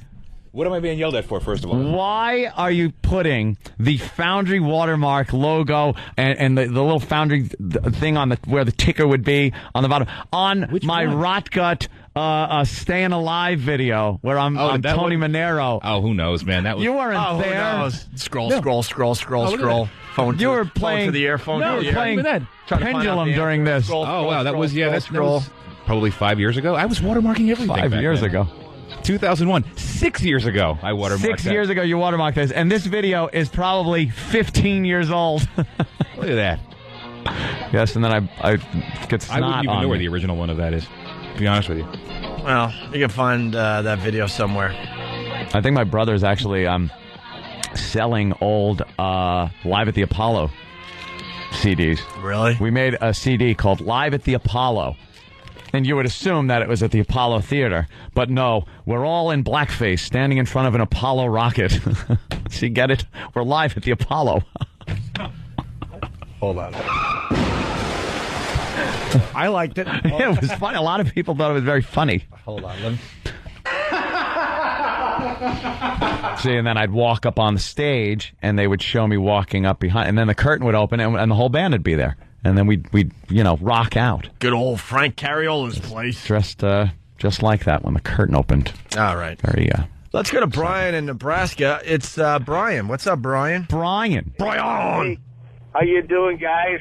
Hey. First of all, let me say, little Jimmy, I got 1,000 copies of your book in the back end of this truck. Thank you. And Dude, no, you don't understand. He's hauling your book as we speak to him, Jimmy. Oh, really? Yes, you just said casually thank you. Oh, I thought the guy is responsible for getting your best-selling book to the bookstores. Oh, sorry, well, sir, where are you going? That book sucks. I'm 61 years old, and it had me giggling like a little schoolgirl. Oh, thank you, I love man. it, Jimmy. And Thank you, guys, mister. You guys are the best. And I don't know why during the commercial, you had that thing about you in the hotel with the husband and wife, and they were banging in front of you. Why in the hell didn't that get in the book? Oh, do you mean they must have replayed on XM when I jerked off in Lancaster in a suit and watched a couple fuck? I don't know. I didn't. There's so many stories I haven't gotten. Well, you got to save a little for the next one. Okay, book two. Jimmy's definitely going to have a next one now because of the sales. Hey, so where do you haul these to? Like the main Borders office? Or Yeah, no, that's exactly what's going on. I'm on my way to Reno, and I'm heading to a D.C. I've got two ends of the spectrum. I've got Harry Potter and I've got Jimmy. How big a difference can that be? Not as much as you'd think. Dumbledore was actually a woman I met who turned out not to be a woman. Dumbledore. Thanks, guys. I love Thank the you. show. And fuck you, you're not getting me with that, what do I like best? Bye. Thanks. Put it this way. Right. If his truck got stuck in the mud, which books would he use to put under the tires to get himself out? He may do that even if there is no money. Just run Jimmy's books over. Wait. God, the Harry Potter books. I was going to pick Brian for my gag. I knew he was on to us. Hey, Car Crash Comedy is returning to the Opie and Anthony Show this week. That guy in Philly, what the fuck? Steve talked to him today. Problem? What was his name, Jimmy? Why don't we get him on? Let's. Ed McGonigal, you can't. He works. You can only get him from like 6 to 6:15. He's avoiding everybody for the most part. Steve talked to him for 10 minutes. Let me just set this up really fast. We did Car Crash Comedy in Philly. The big show at Camden's going to end the tour this year, and we're hoping for a massive turnout. And I think we're going to do 2 days of broadcasting in Philly and really hype the show. I think Is Tom Alive is going to be on the stage, making his first public appearance, and we got special things planned for Camden. And this guy won Car Crash Comedy. He's a short little fella. He can't be more than 4'8". Little fella. And he's got a horseshoe hairstyle. He's just a mess, but he's really funny. And he won Car Crash Comedy, hands down, and he's backing out. His first excuse was he wanted to get paid because he's putting his material out there. That was one. That's one excuse I heard. I don't know if it's true. We got to get to the bottom of this. Get him on the phone. And now you talked to him for 10 minutes last night. What happened? I talked to him for about 10 minutes last night, and he said it's not about the money. He said, and his quote was, "I'm at the twilight of a very mediocre career, and I really think this would be better suited for a younger guy who's up and coming." And I said, Rich Voss isn't doing the shows? And that's exactly the example I used. I said, well, Rich Voss did Last Comic Standing. Wait. Why would the example you should have used was Rodney Dangerfield? Well, Rodney's not on our shows. I think he's trying to find someone. I was trying to find an example. So I'm just saying, why would a comedian think that he's at the end of his career? The guy, how old was he? Like mid-40s, maybe? Yeah. Rodney didn't get started until he was in his 50s, man. That's when he got discovered.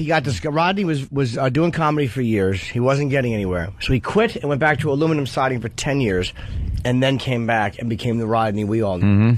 Had a massive career starting somewhere in his early 50s, I believe. Yep. What the fuck's wrong with this guy? Here's the problem. He's scared. He's scared shitless, right? Ed is scared, and he doesn't want to do it. So, okay, don't do it. I'm not going to beg somebody to go on stage. You don't want to go on stage in front of X amount of 1,000 people. You want money. Bye. I don't give a fuck. I was working. Somebody else. When I was working with Andrew Dice Clay, here's what I was making: $100 a show. I started at. Wow. That's good money. I know. I fought for it. I started. I thought Club Soda Kenny was kidding when he called me. It was Dice had left me messages. He goes, "Do you want to come? I'm doing Houston. I'm doing Dallas." And Kenny calls me. He goes, "We'll fly you down. It pays $100 a show." And I almost said, like 100,000. I couldn't believe the money was that awful. But I'm like, this has got to be a joke. But I'm like, it was serious. And I had a decision to make. And I'm like, what do I want to do? And I'm like, fuck it, man. It's not about the money. Yeah. It's just not. And I knew There's it was. equity in doing the show. 3,000 people one night, 2,500 people the next night. I didn't bitch about the money. I just went and did the gig, which eventually led to me being here, which led to me doing so much stuff. That $100, look at what that got you. So if you're being greedy with money, fucking beat it. And I heard Leno, this is what I heard. I heard Leno and Shanley used to both do the Tonight Show and guest host it. And Gary wanted a lot of money, like 20 an episode. Oh, that dope. And Leno said, I'll do it for scale. And they're like, well, there's our guest host, because he was smart. He understood. That's the mistake so many people make, especially in entertainment. We can speak for entertainers.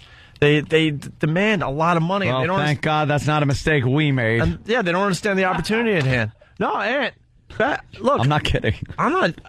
I was doing nights at BAB, and I went to Boston for the same salary, and I was hoping to make more. I could have just said, fuck that. And Anthony could have said fuck that because they were paying him the same amount of money he was doing in construction. But we saw an amazing opportunity, and it wasn't about making money right away. It was taking hold of the opportunity at hand. So many people make that mistake. So many people. They don't see what they call the big picture. I don't think this guy's holding out for money. Just the sound of what he's scared. No. But Steve, gotta listen a little better. What happened? We're just kind of. I know that led to something else that we're talking about. That's all. We already established that guy's scared. Right? Really? This is what we should do. Get YSP on the phone. We're going to do 2 days in Philly, and why not? That Friday, why don't we do car crash comedy from a venue Friday morning? You just redo it, man. Let's redo it. Don't do it. And it's an open call to comedians from all over. I don't care. It doesn't have to be amateurs. It can be anybody. Is it the 15th? September 15th. That 15th, that Saturday night, when you're doing some shithouse in South Jersey for $75 to feature, or what, $1.50 to feature.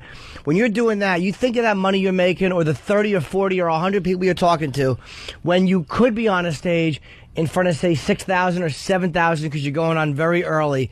And no matter what happens, it's a great story. And this is how Leno relaxed me. It was very nice for me to do my first Tonight Show. I'm out there on the stage, and I'm getting ready to... they're blocking me to show me where to come out, where to look for cue cards and stuff. And Jay is over at the desk.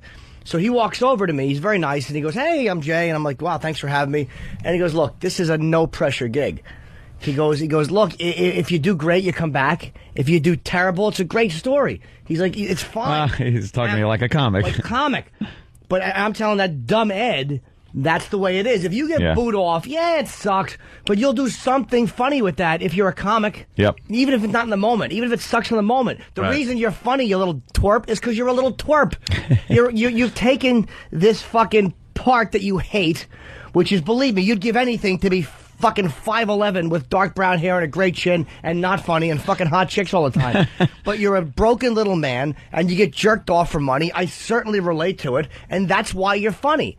You know what I mean? You have the ability to take what is awful and agonizing and make it funny. So don't be such a little bitch. If you get booed off the stage, so fucking what? Let's do an all-out this guy. But it's the truth. Yeah. You won't get booed because the material is strong. Tony Robbins. But the material is strong. And he did well. Philly will like him because he's a fucking Philly guy and he's funny. We're not doing Ed a favor. He was funny, and he won fair and square. It's kind of an easy spot, too. Yes. It really is, because people are still settling in and stuff. They don't have as much alcohol in them yet. It's just, they're forgiving. They're not geared up to boo yet. No, they're sitting down, kind of figuring out where the seats are, and they're paying attention. It's a nice spot to be in. And that guy, Seton Smith, man, he took the opportunity and ran. Yep.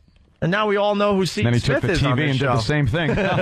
He's black. He was so humble, too. He was so appreciative. So let's do Car Crash comedy all over again when we go to Philly. Let's do it from a live venue on Friday. We'll really have some fun with that. Calling all comedians. The last opening spot on this tour, because it's the last show. I'm at the twilight of my thing. Shut up. Right. I am at the twilight of my career. Who are you talking to? Tell it to yourself in the mirror. You're frightened. Just admit it. And if YSP's listening, or Steve will hopefully tell him, just start the promos that Ed was scared, and Opie and Anthony want to find a man's man that is willing to go in front of our crowd and do some comedy. Car Crash comedy. We'll do it again in Philly. Let's talk to Ed first. Let's talk to him tomorrow whenever we can, and maybe see what's going on with him. I would like to talk to him once. All right. Well, we're doing Car Crash comedy for the show at the PNC this weekend. Yes. Mm-hmm. So if you think you're funny and want a chance to perform on stage at the Traveling Virus Show at the PNC Bank Arts Center this coming Saturday, you should sign up for Car Crash Comedy. The winner will open up for this week's Traveling Virus Comedy Show at the PNC Bank Arts Center on Saturday. All you have to do is email Sam at foundrymusic.com. Whose girlfriend sounds like Linda Blair. She was behind me, so I couldn't see her, and she was talking. She sounds like Linda Blair from The Exorcist. My girlfriend says that she loves your girlfriend's voice. Yes, that's the Linda Blair She's got voice. like a great voice. Yeah. But it's nice Linda Blair. It's not scary Linda Blair. It's Captain Howdy. That's not nice. That's Captain Howdy. It's the fun little girl Linda Blair before she was a devil bitch. Can I rewind the show for 20 seconds? Thank you, Anthony. George in Philly. Don Marrera's a Philly guy. How did he do last year? Schubert was first up, and he got raped. All right, well, those two things. Good point, All sir. right. Good point. A couple of exceptions to the rule. Good point, sir. We forgot we're talking about Philly. Good point. Two guys that Philly hates their own guys. Philly has low self-esteem, and that's why they booed the Philly guys. You're right. Hey, we got a new bit for Sam, by the way. We figured out at dinner. So we go to this restaurant in Georgetown called Me and You. It's kind of a Gay? It's ethnic. It's like Asian. It's like venison, lettuce wraps. It's fish. It's that fucking. I bought a wrap, all right, whatever it was. It was like, what do they call lettuce wrap? And I'm like, this will be kind of good.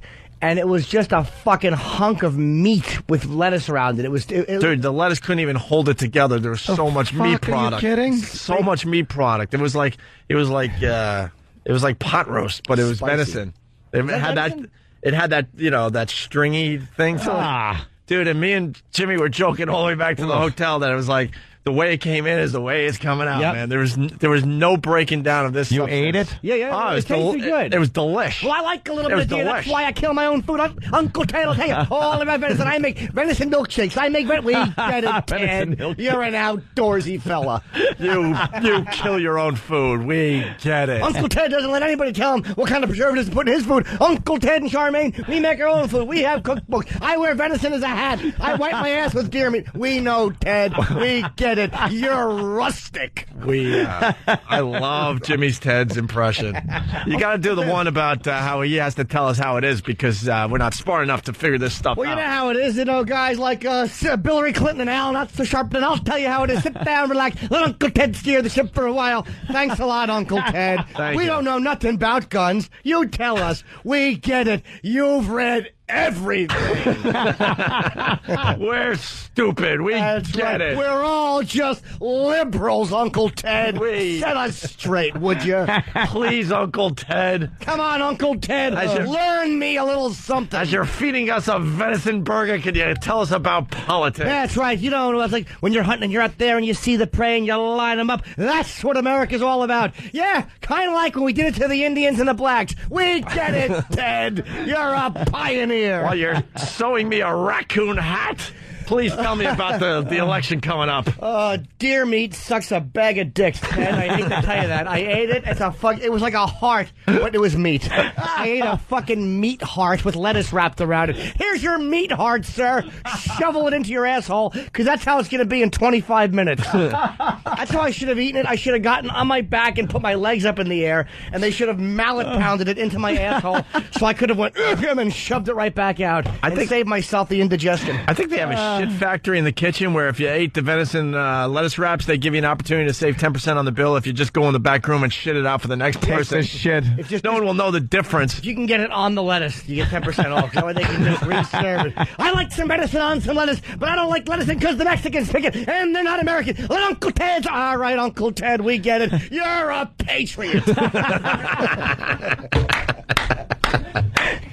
Thank you very much. All right, just sit down, just sit back, put my feet up, a little overconfident considering I'm a hillbilly who plays the guitar. Come on, sit down and play Cat Scratch Fever. Uncle Ted will straighten you out. Let me get it, Ted. You have a gift. Let me tell you why we should shoot everything in sight. God. What about cop killer bullets? Cop killer bullets, there's no such thing as a hollow point of bullet. All right, Ted, we understand. Fine. Can you let us have 1 point, please? Right. He won't allow it. He won't allow 1 point. Ted won't allow it. Well, don't sometimes kids accidentally kill themselves? No, that's just the big myth. They're killing themselves. It's actually liberal books that are falling on their heads. The guns are actually stopping them from killing themselves. Sit down, Uncle Ted. We'll straighten you right out. We get it, Uncle Ted. It's all the Jews.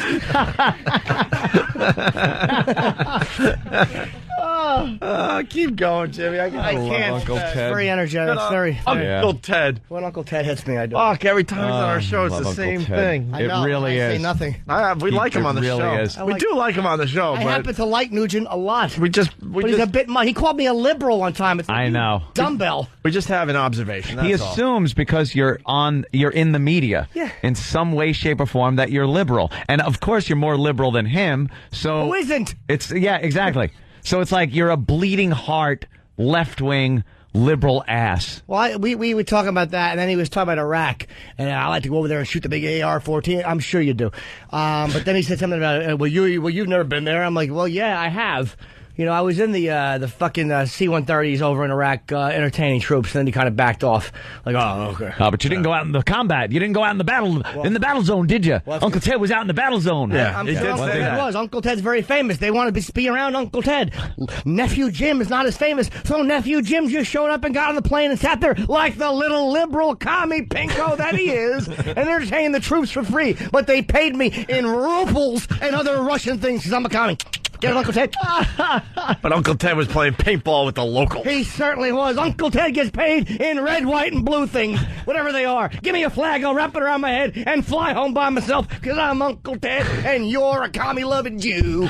And he can't relate to the average man because he talks about how we should all be able to shoot our own fucking food. It's like, dude, we don't live on a 1,000-acre farm like you do, you idiot. Blast a friggin' rocket off. Half of us are lucky to have going to land on your property. Half of us are lucky to have a quarter acre. I mean, God. Listening to Nugent talk about hunting and guns is like listening to Gene Simmons talk about women. Yeah. It's like your view makes sense, but for the majority of us, it is unattainable and unrealistic. All you have to do is walk up to the woman and say, I'm in Kiss. Oh, really? Really? Is that all? And then what? And then she fucks you. You know why they good. Well, I'm not in Kiss.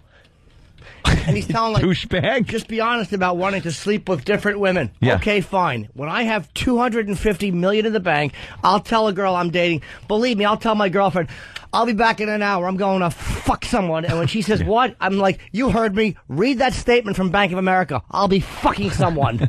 And when I get back, I want you to smell my dick. Would you do that, honey? Sister. Read $250 million? Okay, yeah. And she'll clean it with her fucking stupid tongue. Well, here's the Sam bit. So we're at this fine restaurant with the venison and lettuce wraps and all the other stuff. Even the only complaint we had was they had to have the AC down to, like, I don't know, like 40 degrees or something ridiculous. We discovered that Sam doesn't even eat steak. Sam doesn't even eat steak. His chick's frustrated with him. She's like, he won't eat anything. Yeah, we talked to Jess a little bit, and she is really frustrated. And I asked Sam, like, do you at least try to add other shit to your diet? And he's like, no fucking way, man. There's something going on in your head, bro. Jess is cute. Yeah. She's very cute. Well, we should actually get into the whole Club Soda Kenny and Jess's cute thing. What happened? Really made her uncomfortable. Did he? Oh, no. I think there was a little puppy love going on with Club Soda Kenny. Oh. And let me just say this, this is for the radio because, someone's going to take this serious out there. But Kenny was smitten with Sam's girl. Aw. He was very nice. He was smitten? What were some of the things Kenny was saying to Jess? Well, he said, Jess, do you like to have your hair pulled? What is that? He's smitten like a third grader is. Did he punch her in the stomach? He didn't mean like sex. Did he mean just like... No, he meant sex. Yeah. Oh, really? Yeah. He asked Sam if he pulls it. Yeah, his whole... I'm going to hit you with my slapper. Yeah. Oh, slapper stories. That's another story we got to get into. But, no, I mean... Kenny's whole thing was he was just trying to make Sam really uncomfortable, knowing that Sam couldn't do nothing unless he had a gun on him. Please. And then with a gun. As he got a little more relaxed towards the end of the evening, Jess put her hair up in a bun. And he said, what are you doing with your hair in a bun? Who said you could put your hair in a bun? Like, oh, wow. She kind of looked over... is he joking or is he... yeah, she was very confused. It was her first road trip, and she's pretty much straight edge there. She didn't know how to take Club Soda Kenny, that's for sure. But he what was that hack joke he did when we first got on the train? Do you remember? God, it was awful. Dan knows. It's about he had was picking up hitchhikers, and... it was a magician joke, though. Yeah, no. Okay, all right. He picked up this female hitchhiker, and she said she was a magician. And then she put his hand on his leg, and he turned into a hotel. Yes. It's a good one. That was right before he had to be reminded that he was in the quiet car when he walked by and somebody pointed to the quiet car sign. I can't read. Point to the employee? No, just some suit coming back from D.C. after some junket. Well, you're trying to be relaxed on the train. The last thing you want to hear is that bellowing idiot. Anyway, so Sam doesn't even like steak. And he won't eat rice. You can't eat rice. He'll throw up from rice. Dude, at dinner, Anthony, what'd you order again? This was a really nice restaurant. Some nice things to choose from. Well, you suggested a salad. I don't remember exactly what the name was. It was called a bib salad? Something like that. Boston bib salad? Yeah. What's in a Boston bib salad? Lettuce, tomatoes, oranges, some cheese, and some nuts or something. Some nuts. Yeah, and dressing. Yeah. Please tell me how you ordered your Boston bib salad on Friday night. Listen to this. This is what he ordered for his entree. I ordered the salad without the almonds or walnuts or whatever they were, without the crushed blue cheese, and without the dressing. And fucking rabbit. He ate lettuce. So it's basically lettuce and a couple little baby tomatoes. That's what he had for dinner because that was the only thing you could find on the menu. There's nothing on the menu? No, well, they were supposed to have oranges on it too, but they didn't bring out the oranges. Are you an only child? No, I was the middle child. So what was it when you were young? Like when you didn't want to eat something, which every little kid is like, what would your parents do? Well, my mom said I just simply wouldn't eat, and it freaked her out because she thought I was going to starve myself to death. Wow, you probably would have. And so I would just not eat stuff, and then she just gave me the things that I would eat. Okay, so you've learned that if you say no, I don't want it, eventually people will worry about you and bring you what you like. You know you need a psychologist for this, right? No, we need an intervention. Seriously. People won't eat anything. There was nothing like chicken on the menu? Or? No, there was no chicken on the menu. And there was fish, but he didn't want Fish? that. There was the venison, obviously. That's not even a chance. No, it's not a matter of... No fish bakey? No fish. I don't want people to worry about me. Like, I don't even try to draw attention to it. It's everybody else drawing attention to it. Well, you got your girlfriend to thank that she shared this little tidbit with us, and we were having a lot of fun with it. And now we're finding out he won't even eat steak. That's it. That seems like an easy thing to eat. Yeah, steak is some good stuff. You don't like hamburgers? No. Oh, my God. Why? Is there any beef you eat? No. You don't eat beef? No. Have why? you tried it? Like, why? I don't think so. No. You haven't tried it. He's not he's not a vegetarian. We got to make sure people understand that. We really have to have a great cut of beautiful beef brought up so you could try one piece. No, we're going to bring this to the bit. No, came up with the bit. We want to bring a really nice dinner. No, we don't want to go hack like we did with the 4th of July boiled barbecue. We want to actually have the juiciest steak we can find. Yeah. Well, he'll eat the mashed potatoes, but what else? I don't eat mashed potatoes. Well, no, you got to eat mashed potatoes with some steak. rice, some really well. Oh, he hates rice. What's wrong with rice? I just that's one of the many foods I can't stand. But I can't. I don't like touching it or no. I just don't like it. He's freaking out just talking about rice. What else do you really not like? Like what is repulsive? Like steak's not repulsive to you, is it? I don't know if it's repulsive. It might be if it was right in front of me and there's a fork. Like if there was a fork with steak on it and it was to my mouth, I would probably be repulsed by it. Why? What is it about it? Weird. What is it about steak just or something, beef? All those foods, there's just something about them that there's some kind of cue in my head that as they approach, I say, I shouldn't eat that. I can't eat that. I don't like that. But chicken's fine. Oh, yeah, I love chicken. But it's the same thing. No, it's not. It's sure it's an animal. Well, no, it's not. I don't care about the animal. Like, I don't. Oh. That's not. It's just. What's wrong with beef? Beef is what's for dinner.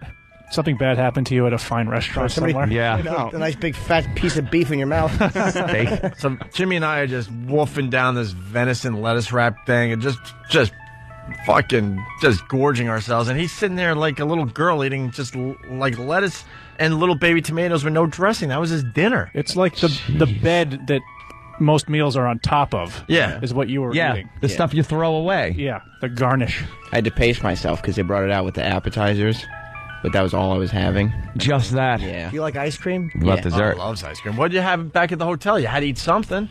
No, I don't think I had anything. Oh my God, he starved himself. I had Coke. Some Coke. Barry from Pittsburgh. Sam, for the bit, would you do this?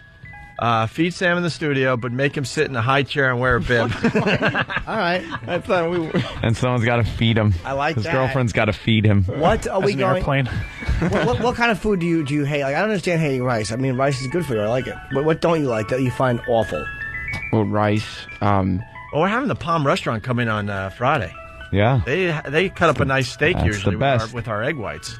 Any What else kind do of you find like awful? pasta or noodles. You find pasta?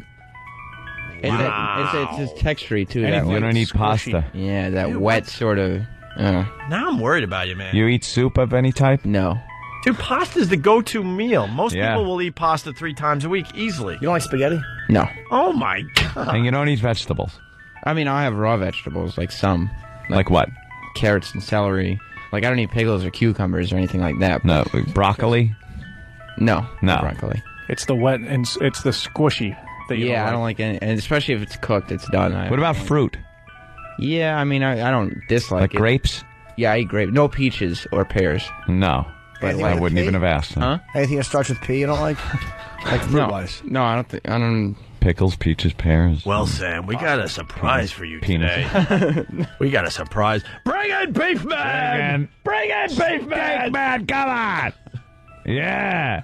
I'm not terrified of them. No, okay. You wouldn't run around screaming? Well, we'll see Friday. You got to at least try a piece of steak from the Palm. The Palm is known for their steak. Yeah, it's great. They're known for having really good food. So we're not trying to fuck with you and make you eat something that other people would find disgusting. We're actually, the bit is we're making you eat something that most people would love to eat. Yep. There would probably be a similar reaction to the way I reacted at the boiled meat barbecue. Just because it's just... No, because it tastes good. I don't think it will matter that much. Oh, you'll have What, the taste? So I gag and have a physical... Why? I don't understand this. What about pork chops? No. My mom used to kind of make me eat pork chops when I was younger, but It's the other white meat. No, you don't like things like that? Mm-mm. Sausage? No. What if you were blindfolded? Eggs? No eggs. No. Wow, we're out of food. Pizza. Oh, yeah, I like pizza. Yeah, of course you do. You're related to one of the founding fathers of this country, and you can't even eat the diet of an American. I'm stunned. There are so many foods that you don't eat. So little that you do. Yeah. Your brother, sister? Oh, you have brothers, older brother, sister? I got a younger brother, older sister. Do they eat like you? No. They're very regular. Oh, boy. Something They're happened fine. to Sam. Something happened to Sam. Oh, boy. Nothing happened to me. Someone slipped him the steak. And Cow raped him. No. Oh, boy. Or a bull. Yeah, the cow had a strap on. Cow put his cow pussy One in his udder. face. Ate it. Sorry. Oh, boy. No, he likes milk, though. Yeah, I drink milk. Sam likes gross shit. Like, he likes milk Milk's with pizza. That's disgusting. awful. Yeah, milk with tomato sauce of any kind. Terrible. Like on spaghetti or something. If you drink milk with that, it's so disgusting tasting. They get all phlegmy. And it's phlegmy. Yeah, oh. Sam, ugh. we're getting a request. Could you say this word again? I want to blow it by saying the actual word. Mike in Nebraska. Noodles? Noodles? Noodles? There's some kind of thing. Maybe he said it differently before. I don't know. There's other people with the same food issues. This is a weird one, though, man. I'd like to No know. hamburgers? No. Everybody likes crazy. hamburgers. Even vegetarians like hamburgers. Yeah. They just don't want to eat them. You ever have one or no? No, I don't think I have. Never. You never had a cheeseburger from McDonald's or anything. He doesn't put weight on, though, so it's like if he's eating what he's eating, Yeah, but he's healthy. He doesn't put any weight on. He's still young. His metabolism takes care of all must that. take care of it. I don't know. I guess so. We're going to go our own ways, and then like 10 years from now, we're going to run into Sam, and he's going to be a fat guy Nice. from all the He's one junk of these food guys. he's eating. He's one of these guys. Some guys are like that, dude. There's a guy who eats. What's that guy from the Morgan Spurlock documentary? Eats McDonald's every day. He just doesn't put weight. There's some guys that have that. Spurlock. Yeah, they just eat like shit and they remain healthy. It's sauces, too. Nothing with sauces or ketchup. Or... But you like pizza, though. Yeah, well, yeah. Sauce. That's like the only... Elios? You prefer Elios or from a pizza place? Oh, no, it's just different. Pizza places just... I got one for you. Do you like pussy? Sure. Do you eat the pussy? Yeah. Do you eat ass? Do you eat ass, Sam? No. You don't No? eat ass? Don't eat ass? It's a true sign of love. Oh. That's showing you love a girl. You're young. Ass dig in. eating's for the young. Ass eating is for the young. What do you think? Maybe I'll give it a... You don't want to dig in. You don't want to dig into an old ass. You don't want to dig into an ass and get a piece of corn or something. That would really mess up your head. I can't picture what Sam is like fucking. Well, Travis is obsessed with the notion. Really? Yeah, he thinks it'd be the funniest thing ever. Not from a sexual point of view. He just wants to watch. see the act and just to see, because Sam's always, he's got his his barriers up all the time, with the exception of Rob Zombie being 5 feet away from him. Hey, it's being pointed out on Pal Talk that he said maybe to the ass eating, but still no to the steak. All right, let's. Thank you, Pal Talk, for helping us out with this segment. You like mushrooms? No. You won't like ass. Wow. Are you, let's say, in bed generally with a chick? Not even the girl you're with now. I mean, just say historically. How old are you now? 23. How long? When did you lose your virginity? 18 or so. Okay, so like over the last 5 years, maybe you're more normal with this girl, but like say over the last 5 years, what are you more dominant or submissive when you're with a girl? I guess dominant.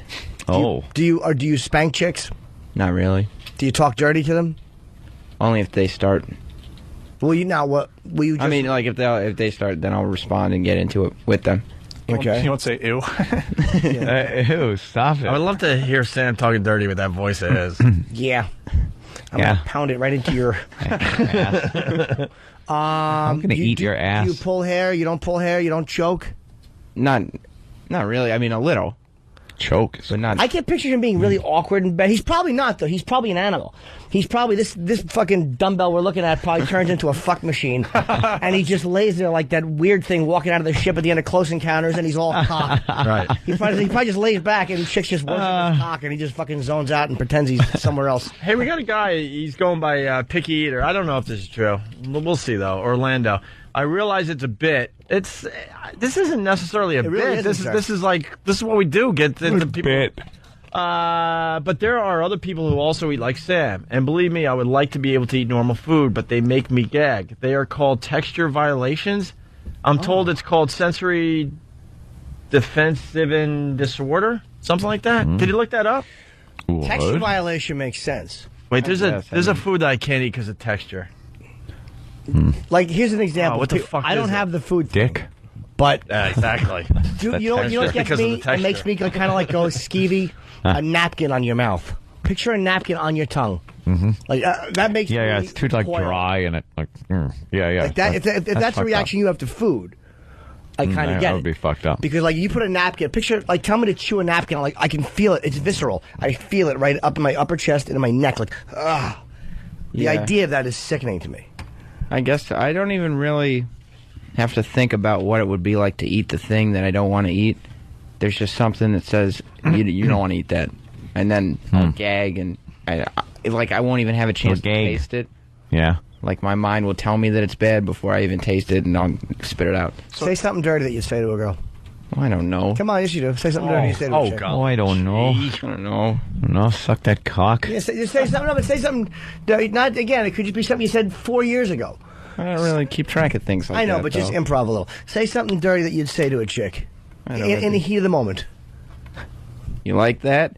No, come on, it's all. I don't know. This is like making a little kid curse. Yeah. That's a legitimate It's the question. same feeling. Yeah. I need lines. I don't know what I would say. I don't say that. Need much. lines. Line. How about open your mouth? I'm gonna squeeze pre-cum into your mouth. Open your mouth. I'm going to squeeze pre-cum into your mouth. Wow, he meant it. Very sexy. I think we got a topic for Maury. Let's get a hold of the Maury people. I think we could get Food you on thing? TV there, Sam. Yeah, but Let's make him a nice steak. Come on. Come on. Eat the steak. Eat the steak. I'm happy with my diet. I don't need help. I don't need to figure out why. Yeah, but just I don't need Maury to feed me. He doesn't. I'll say one thing for Sam. He doesn't complain. He didn't bitch about the menu. We went out. He wasn't like. He's got no right to. Of course he wouldn't. If he bitched, he'd be yelled at. Well, people For still good bitch. reason. and fired. And fired. Fired too, yeah. People still bitch though. He didn't bitch or complain. He just sat there and whatever he ate. I don't care what he eats. Yeah, I mean, I eat like an asshole. You eat asshole? Oh, you eat asshole? I thought you said you didn't. Like an, I said, not. Oh. You get a lot of fiber that way. Prop that ass up. Just head first. Dive right in. That's what you got to get into. Eat that ass. Eat that Smell ass. it first. That smells good. Smell it first. Just And do a little snorting. dive in. Like you're searching for minors. Yeah, get in there. Okay. Okay. All right. Well, coming soon to the show, we'll have Sam eat something Sam that's eats very a meal. delicious for everybody else. Yeah. Real food. Big boy food. Big boy food for Sam. Do you take I'm vitamins a or big anything? kid now. No. No vitamins. Where are you getting your vitamins? I don't know. Jess always tries to get me to take vitamins, but What's wrong with the vitamins? Take some vitamins. I just don't get around to taking Flintstones vitamins. chewables? That was when I was younger. Oh, sorry. I would love to talk to your mom. Yeah, It would be an interesting It would conversation. be very nice to her. We would be very respectful to her. I'm sure she would call up. She listens all the time. She would listen? Oh. I mean, she would call. She would Sorry about the ass eating thing. Is she listening right now? I bet she is. Could Mother Sam please call in so we could discuss your son's eating I'd habits? love to. Because I would love see to know what it was he like growing as a up. kid. Yeah. Did she yell at him? We will be respectful, I promise. We don't make promises often, but we we'll are very nice to mommies around here, except mine. Mine always gets disrespected. Hit on. Yes, hit on. Stop it. Well, when she's not having imaginary sex at casinos. Well, she was on drugs. You do give some saucy information out, Anthony. You really do. It's kind of saucy. Very attractive woman. You can't say that stuff. Hey, let's go to break with an Uncle Ted. Ted. Station ID. Hey! Working hard, playing hard America. This is your blood brother of all things sonic bombast, Ted Nugent. And you're listening to Opie and Anthony, my blood brothers of rock and roll. Opie and Anthony.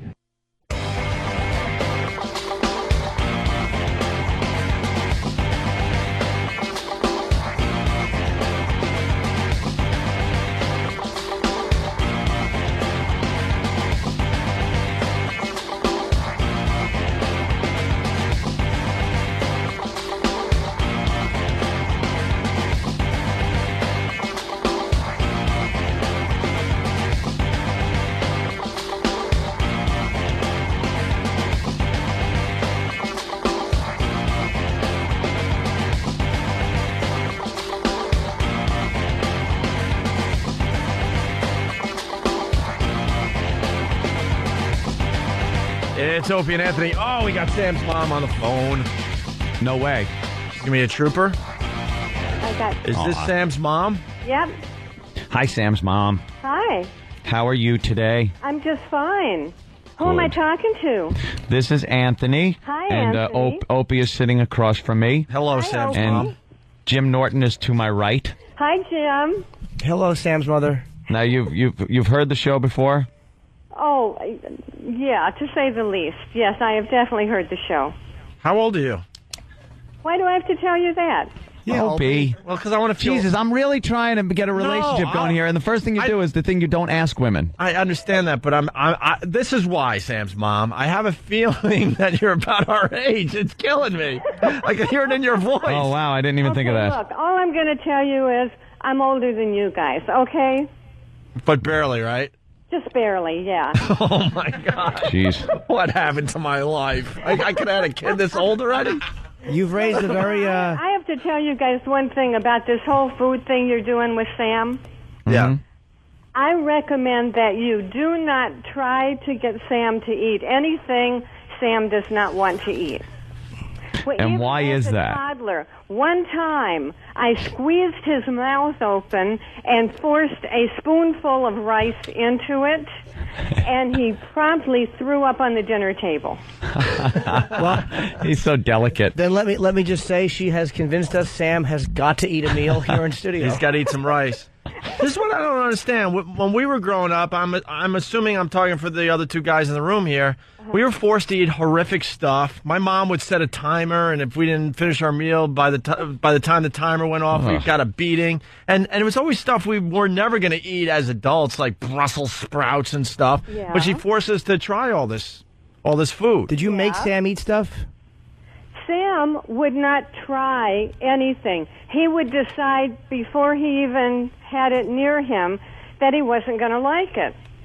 He just knew, I'm not going to like that, I'm not going to eat it.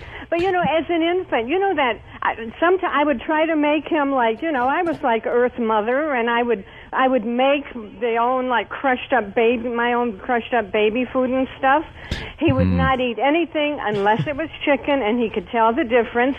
And even in those, those bad little jars of pureed stuff that you think everything must taste the same, Sam could tell from the smell if it was chicken or not. Then chicken is all he would eat. Nothing I'm starting to see something here. This is your mom's fault. It's your mom's fault. Because she's kind of a hippie chick. Listen, She's a hippie. She's kind of a hippie chick. Who knew that Sam had a hippie chick for a mom? And you tried to start Sam off with a very natural kind of hippie kind of food thing, and it destroyed him as far as eating regular food. But she had 3 kids, right? Yeah. Yeah. All the same mom and stuff. So you had 3 kids, and the other 2 eat pretty well? Yeah, absolutely. They'll eat anything. They eat octopus. They will try anything. Sam would try nothing. We were in Paris when Sam was like 6 years old, and we go to this great restaurant, and the only thing Sam would eat was a plate of French fries. French fries. Yeah, That's nice. he would eat French fries. What does Sam eat on Thanksgiving when the family gets together? Oh. He will eat a slice of turkey. He White will meat. eat that. Roasted. And he will eat corn. Turkey and corn. Yep. And cornbread. And that And would cornbread. be it. Yep. But you know what? I took him to the pediatrician because I was worried. The pediatrician says, okay, he eats chicken, carrots, corn, and he drinks milk. The pediatrician goes, he's getting all the nutrients he needs. It's your hang-up that you think he has to have a wide variety of things. Wow. He's happy with this, and he eats enough of it. He's in good shape. And they would do blood tests because I'm going, oh, he's got to be anemic or something. Nope. Great blood test results. So he's been eating. So he's been eating chicken, baby carrots, and drinking milk since what age? Forever. Since he could eat solid food, I guess. As soon as he started on solid food, he knew what solid food he wanted, and that's all he was going to have. I sit there and look at Sam and go, do you realize what you're missing? There's some great stuff to eat out there. Yeah, what's with the red meat? Sam's a happy guy. Yeah, he is a happy guy. He's got the rosy cheeks. You know, we're convinced that he has candy in his head. We haven't talked about this in a while, but he's got that type of that face that we think there's candy inside. And Steve walks around and tries to figure out how to get the candy out of Sam's head. And because he's such a sweet boy. Yeah, he's a normal kid. He's very happy, but we find this so bizarre. So the pediatrician, that was what, last week? I don't go there anymore. You don't go to the pediatrician anymore? So Sam's mom, where did this start, you think? You know, I don't have a clue. Nobody else in the family is like that. I think it's a control thing with Sam. I think even as an infant and a toddler, Sam was in control of himself, and he was going to do just what he wanted to do, and you weren't going to make him do anything else. I think it's time to tell Sam that he has a different father. What? Yeah. We didn't want to break this live on the air, but... With the curly hair. Yeah. You know, he's got that hair. Anyone in the family have hair like Sam's? I have a couple of brothers with that kind of hair, and my couple of the hair brothers? is quite curly too. Really? Yeah. Nice. It's not. I'm holding back quite right now, Sam, by the way. I just held that. back. Yeah. I just held back out of Best respect. behavior here. She said something. I wanted to say something. I didn't say it. Out of respect. I appreciate that. Yeah. You've raised a very sweet boy. Well, thank you. I really like him.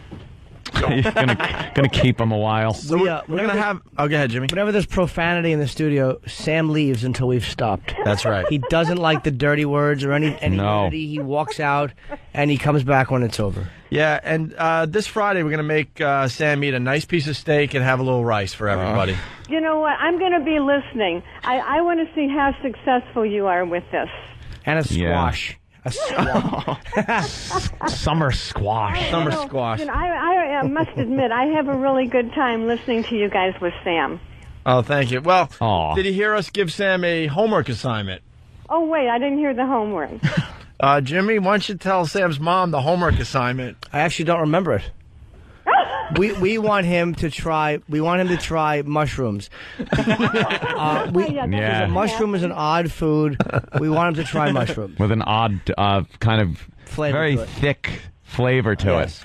Mushrooms. Oh, yes. I believe I heard Jimmy's comment on the mushroom. That wasn't my comment. That was actually potty mouth Nathaniel. No, I think that was Jimmy. So what else shouldn't we give Sam? Because obviously rice is very bad. He doesn't like that, so we won't get him rice. What is something that he really hated? Well, anything. He hates anything that isn't in his, kind of limited menu there. If it's not, a mini fish stick or a pizza roll or a piece of pizza or a piece of chicken. Everything You don't else see he this? hates. So you got a wide variety of stuff there. How about and sushi? Even desserts. He likes chocolate cake and he likes ice cream. Well, who But doesn't? other than that, even desserts, he's not big on most of those. Apple pie, Sam? I don't eat any pie. Oh, no. He doesn't eat any of the American foods. No hamburgers, no apple pie. Nope, none. Sam's mother, was Sam a breastfeeder? No way. Mm-mm. Were the other two kids breastfeeders? No. Everybody was bottle fed in my house. Wow. Trying to think if that has something to do. But the other two kids, see, are now it's perfect. Be the They're mom's fine. fault for not No, I'm saying you have two kids that are fine, and then one that's a little, off, strange with this thing, this Arrested Development that he's in. What kind of socks are you wearing there? Let me see that. They're the old school tube socks with the two black stripes around the top. Well, those are coming back. Yeah, they are. Oh, yeah, Sam's always worn those. You know why? Because Always, he doesn't have to worry about where the heel is. But usually the color ring and the top of it will match his T-shirt. You're right. Wow. They are. He's got a black T-shirt on and the black stripes around the socks. You raised a serial killer. Hey, tell us something about Sam we don't know. I mean, we know the eating habits pretty well at this point. And the sock thing was terrific, but I think you could go a little deeper for us today. You know what? I got to tell you, you guys have really kind of gone in there and plumbed most of Sam's idiosyncrasies, I think. I'd like to call them foibles. I will tell you that he was absolutely petrified of things like amusement park rides that went really fast and stuff. Yeah. And we went to Euro Disney when he was only maybe, 7 or 8 years old. And we forced him. I mean, I held him down to go on this little, small version of a roller coaster, like Thunder Mountain. And he screamed at the top of his voice and held his head into my shoulder and cried all the way through. And then we got off, and he was okay. And as we're leaving the amusement park, I said, "Okay, you guys, you have one thing you can do before we leave. What's the one ride you guys would like to go on to again?" And Sam goes, "Oh, I want to do Thunder Mountain." See? So, that's why I'm thinking we have some hope here with the steak. He might eat it and go, "Wow, I love steak." Could Sam's mom come in on Friday and play choo-choo with Sam with the steak? Or airplane hanger? Yeah. You know what? The choo-choo and the airplane and all that never worked with Sam. Sam was very mature for his age, even when he was little. But he's not. We don't. For those choo-choo airplanes. Oh, he's not mature. Don't get us wrong. He's very immature. He shakes his head. He even shakes his head very young. Like when I watched his girlfriend saying "Do you want this?" and he closes his mouth and he shakes his head like it goes left and right like a baby would shake his head. But you know what? Again, when he does that takes care of it. You know exactly what he's saying, and he's not going to do it, right? Sam is strong. Sam is a person in control. Sam's mom, can you answer a question we've all been wondering about? I'll try. Is he, hung? Jesus, Opie. What happened to the respect part of this phone call? How about this? Well, she changed the diapers back in the day. Did you hit Sam a lot? Did I hit him? Yes. No, the only time that I ever even sort of raised a hand to Sam is that once in a while when he would smart off. And I would say, "Okay, that's enough, Sam." And he would continue. I would take my open palm and I would hit it against his open mouth. Wow, I like that. Stop him talking. E-Rock, you might want to learn some of this. when he smarts off to you. Yeah. It'd be funny if she had horrific beatings tales. Well, sometimes when Sam wouldn't eat rice, I'd put him in a closet and set his heels on fire.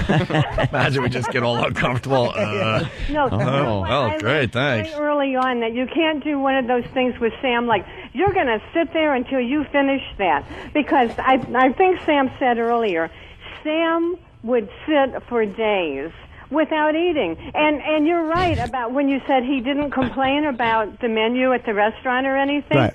He is not a complainer. If he sees what he wants, he orders it. Or if he sees what's on the table and he wants, he eats it. But if he doesn't see what he wants, then he just leaves things and he doesn't complain and he just doesn't eat. So the problem is basically not Sam. It's everybody thinking that Sam should be doing something else because he's healthy and he's happy. And it's everybody else going, "Sam, it's time for you to eat." And he's going, "No, they don't have what I want." We just feel like he's missing a lot. But if he's happy, he's happy. And he is a happy boy there, Mom. Yeah. He seems to. You ever walk in on Sam when he's doing something that he shouldn't be doing? Oh no!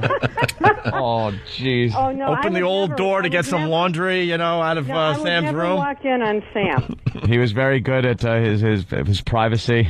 Oh, absolutely. Yeah. You ever see a young Sam naked? What would he hang? How old was Sam the last time you saw him naked? Probably about 5. Aww. What would Sam hang up on his walls?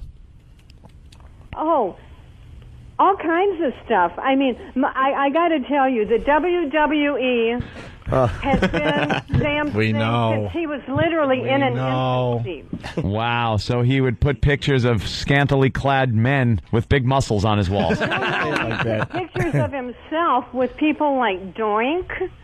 And Doink the Clown, right? Some of the other wrestlers that were out when he was a little kid. Because I used to take him to these signings and things because he was so obsessed. And, of course, initially, the very first time he ever went to a wrestling match, he was like, 6 years old, and it was at Wembley Stadium in London. And God, you guys love that Europe, huh? Winging all over the place. Yeah, we traveled around a little bit.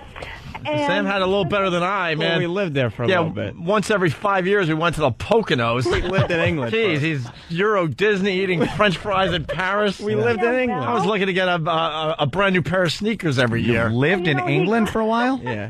What were you doing there? We take him to Wembley Stadium. We've got seats for this. It was his very first live wrestling event. He'd always only watched it on TV. And we're going, oh, man, I hope he's not too disappointed because he's going to see it's not real, and he's going to see the floor is mic'd, and that's why it makes all that noise. And, we thought, oh, this is really going to destroy this kid. Instead, it made him more excited because then when he saw it wasn't real and they did such a great job, he had such respect for the theatricality of the whole thing that he became an even bigger fan. Oh, this sounds like a mom that is talking about her son becoming a doctor. You're talking about your kid at a wrestling match. All right. He was inspired. All right, I got the idea. Yeah. Really, Hold on, Sam. You Sam's have mom. no idea Yeah. how much fun it is living with Sam. Well, I'm getting excited because I think him. I have the idea. So Sam loves wrestling, Oh, yeah. and Sam hates steak. Guess who wants to come in on Friday? Mick Foley. No. Oh. We have Mick Foley feed Sam some steak. Wow, how could you deny that? And rice. Fantastic. Come on, Sam. That's himself. the bit. Mankind himself playing a little like, what do you call it? I called it the choo-choo, but you called it the airplane hanger. Yeah. That's the bit. Yes or no, Sam? What am I going to say? No? And plus, we might have some things for you if you do it. Yeah? Can you imagine McFoley, like trying to feed Sam like it's one of his own kids? Well, he is a good father. That would be hilarious. You like McFoley? He's a man. Well, Friday, McFoley feeds Sam steak. You do need the bib, though, and you need a big one so it can catch whatever it needs to catch. Yeah. We agree. Good idea. Sam has. All right, so, is there anything else I can say Being cut here? off. Yeah. Well, No, thank you What do you very like much. about the show? No, I'm kidding, I of love course. the show. Hey, and it was, I thought the Rob Zombie thing was hilarious. All right. So did we. He was very shaky. Sam was very nervous. He was a shy boy. Yeah. No, I really enjoyed the show, you guys. Thank you, Miss Well, Sam. most Thank of you for it. thank you for calling some in. of it I feel like, oh my God, I'm just going to have to turn this part off. Well, yeah, you could call my mommy and have the same conversation. That's when my mother turns it up and calls her friends and the difference. All right, Sam's mom. All right. Thanks a lot for listening to me. Au revoir. Thank Nice you. talking to Yeah. you. Au revoir. Au revoir. Au revoir. Bye-bye. Bye. There goes Sam's mom. How come you lived in England, by the way? Yeah, what the hell are you doing? No wonder, by the way, no wonder you have a food thing. The food over there sucks. Horrible. yeah, The that beef explains over there, why. they boil it. They're awful. Yuck. No, my dad moved there for work for like 4 years. What is he, an arms dealer? What's he do? No, he was in advertising. Okay. All right. Okay. We haven't played this in a while. Yes. Hope Sam's mom's still listening. We're going to get to this next time. Sam's not black. His ancestors, Thomas Jefferson. It's true. He's not black. He doesn't have big lips, just a real big thumb. It's some reason. Well, his skin's kind of weird. It's not black or white. If he's white, then he's dark. If he's black, he's light. Who the hell can figure? Who the hell can figure? If Sam's white or a white or a yeah, we're teasing, you know, 'cause he's white with an afro. Sam's not black. Not? He's not black. Don't smoke crack. He ain't black. There you go. I love that song. Just the one line that they should. Oh, we could play it the other way. That was not the dirty version, but they should have done. Figure they should have rhymed with. We can't tell if he's white or if he's not white. Instead of going. Yeah. They should have just. I like that. White or he's just not something white. about that makes me laugh. No, because it's too obvious. To me, it's too obvious that you're taking a word out. I like it better if they kind of just put something else. Who the hell is figure if he's white or if he's not white? Yeah.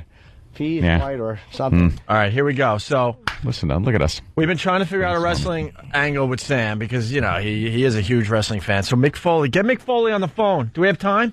I want Mick Foley to cut up little steak for Sam with a little like baby like fork and feed Sam steak and rice on Friday. Dude, that is the bit. Because now, how do you say no to that? How do you say no to that? Big, strong wrestler. If you don't eat a piece of steak, he's going to look at you like you're a pussy. And you can't puke on your hero. Yeah, Right, if you puke true. on Mick Foley, oh my God. You liked the mountain after you went on it. You wanted Thunder Mountain again, right? Yeah. See? Yeah. Thomas Overbeck from Dallas as Vince McMahon. Clean your plate off! Clean it off now! You're going to eat that steak. You're going to eat it now. Now eat it. Come on, eat it all. Love the angry Vince. I wrote it down, dude. I'm like, that's got to angry Vince more. That's one of my favorite things on the show right now. Vince. On the replays, when I hear you do Angry Vince. Yeah, that's it. Eat that steak. Eat it now. Yeah. Has it been brought up that Sam's personal artwork concerning Mick Foley? Yeah, you mentioned that the last time. Oh, right. When Mick Foley was in here, Than was nice enough to bring up the fact that when I was in high school, I had to do an art project about something, so I picked wrestling and then painted pictures of Mick Foley. Ew. Well, I'm just saying. It was I'd like to see that. See them? Well, Yeah. they're kind of big. Well, take So bring them in. I'll at least take some pictures. Take some pictures, bring them in tomorrow. And I'm Okay. telling you, Friday, Mick Foley feeds you steak. I can't wait for Friday's show. Yeah. That's a good one. Because we were trying to figure out, because we're thinking there was no way you were going to do this, but you have to do it now. We found a legitimate bit for you. All right, hey, Drew Boogie, once again, this is worth playing. Bob Kelly was puking during the What the Hell Is That we did recently. Yes. And Drew Boogie took the puking sounds that Bob Kelly made. Worked his magic. And, yeah, sure, he he sampled it and put it into the Salt and Pepper song. Question, What? Sam. All the pictures you have on your MySpace. Why is there one of you and Joyce DeWitt? I just thought it'd be funny. Okay. Oh, that is Joyce DeWitt. Yeah. I thought he was making fun of somebody. That was from that convention in Jersey the Big Kev was That's at. what I meant. Yeah, That's when I got her too. Can you say facelift? She looks good, man. Joyce DeWitt. She looks scary. There's a lot of tightness there. Yeah, I grabbed her ass. Right. I'm besides being Johnny Fairplay. And then I'm like, whoa, where's Jack? And she's like, he's dead, and we fucked. Like, is that what happened? Did we? What the hell is that? Holy crap!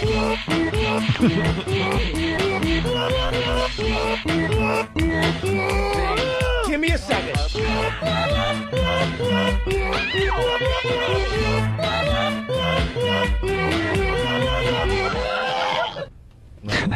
And then he did it to a Metallica song. This is quick, too.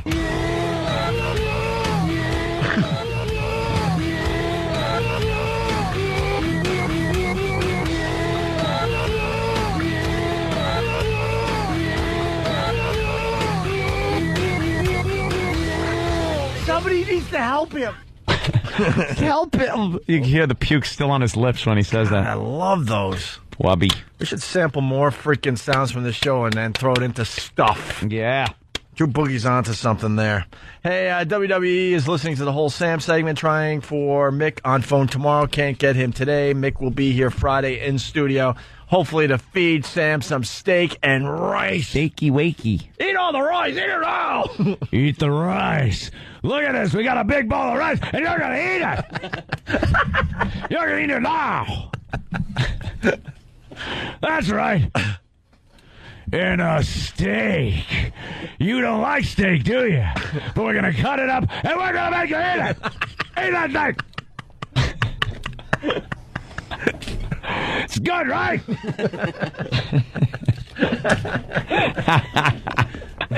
Yelling angry Vince is the best, Vince. You know how you get like favorite parts of the show right now? That's up there, bro. That is up there.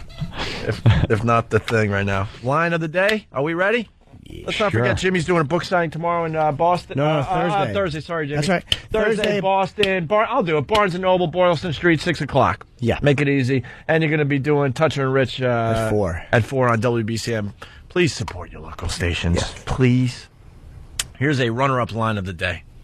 Well, you know how it is, guys like Hillary Clinton and Al, not so Sharpton. I'll tell you how it is. Sit down, relax. Let Uncle Ted steer the ship for a while. Thanks a lot, Uncle Ted. We don't know nothing about guns. You tell us. We get it. You've read everything. I see a trend. Maybe we should change line of the day to something else, rant of the day, or I don't know. Yeah, it's more than just a line. I know, which is okay. It mixes it up a little bit. Here's another runner-up line of the day. 40. Wow. That's the other side of this. I'm sitting on 40 large. He panics. That's good, though. I'm trying to collect 40 G's from these guys. What do you use your points for?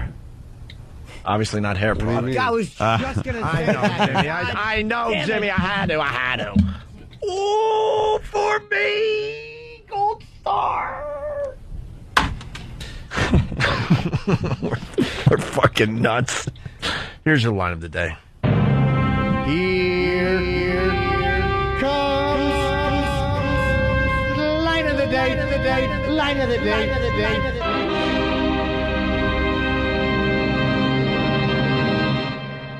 Get it started. Wow. Yeah.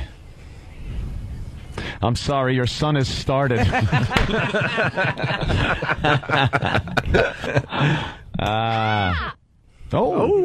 like that. Yeah. We got to replay that tomorrow on the radio. We got to get one more play out of that. E-Rock basically assaulting a fine young lady that happens to be the penthouse pet of September. Yeah. Pulled up Caligula.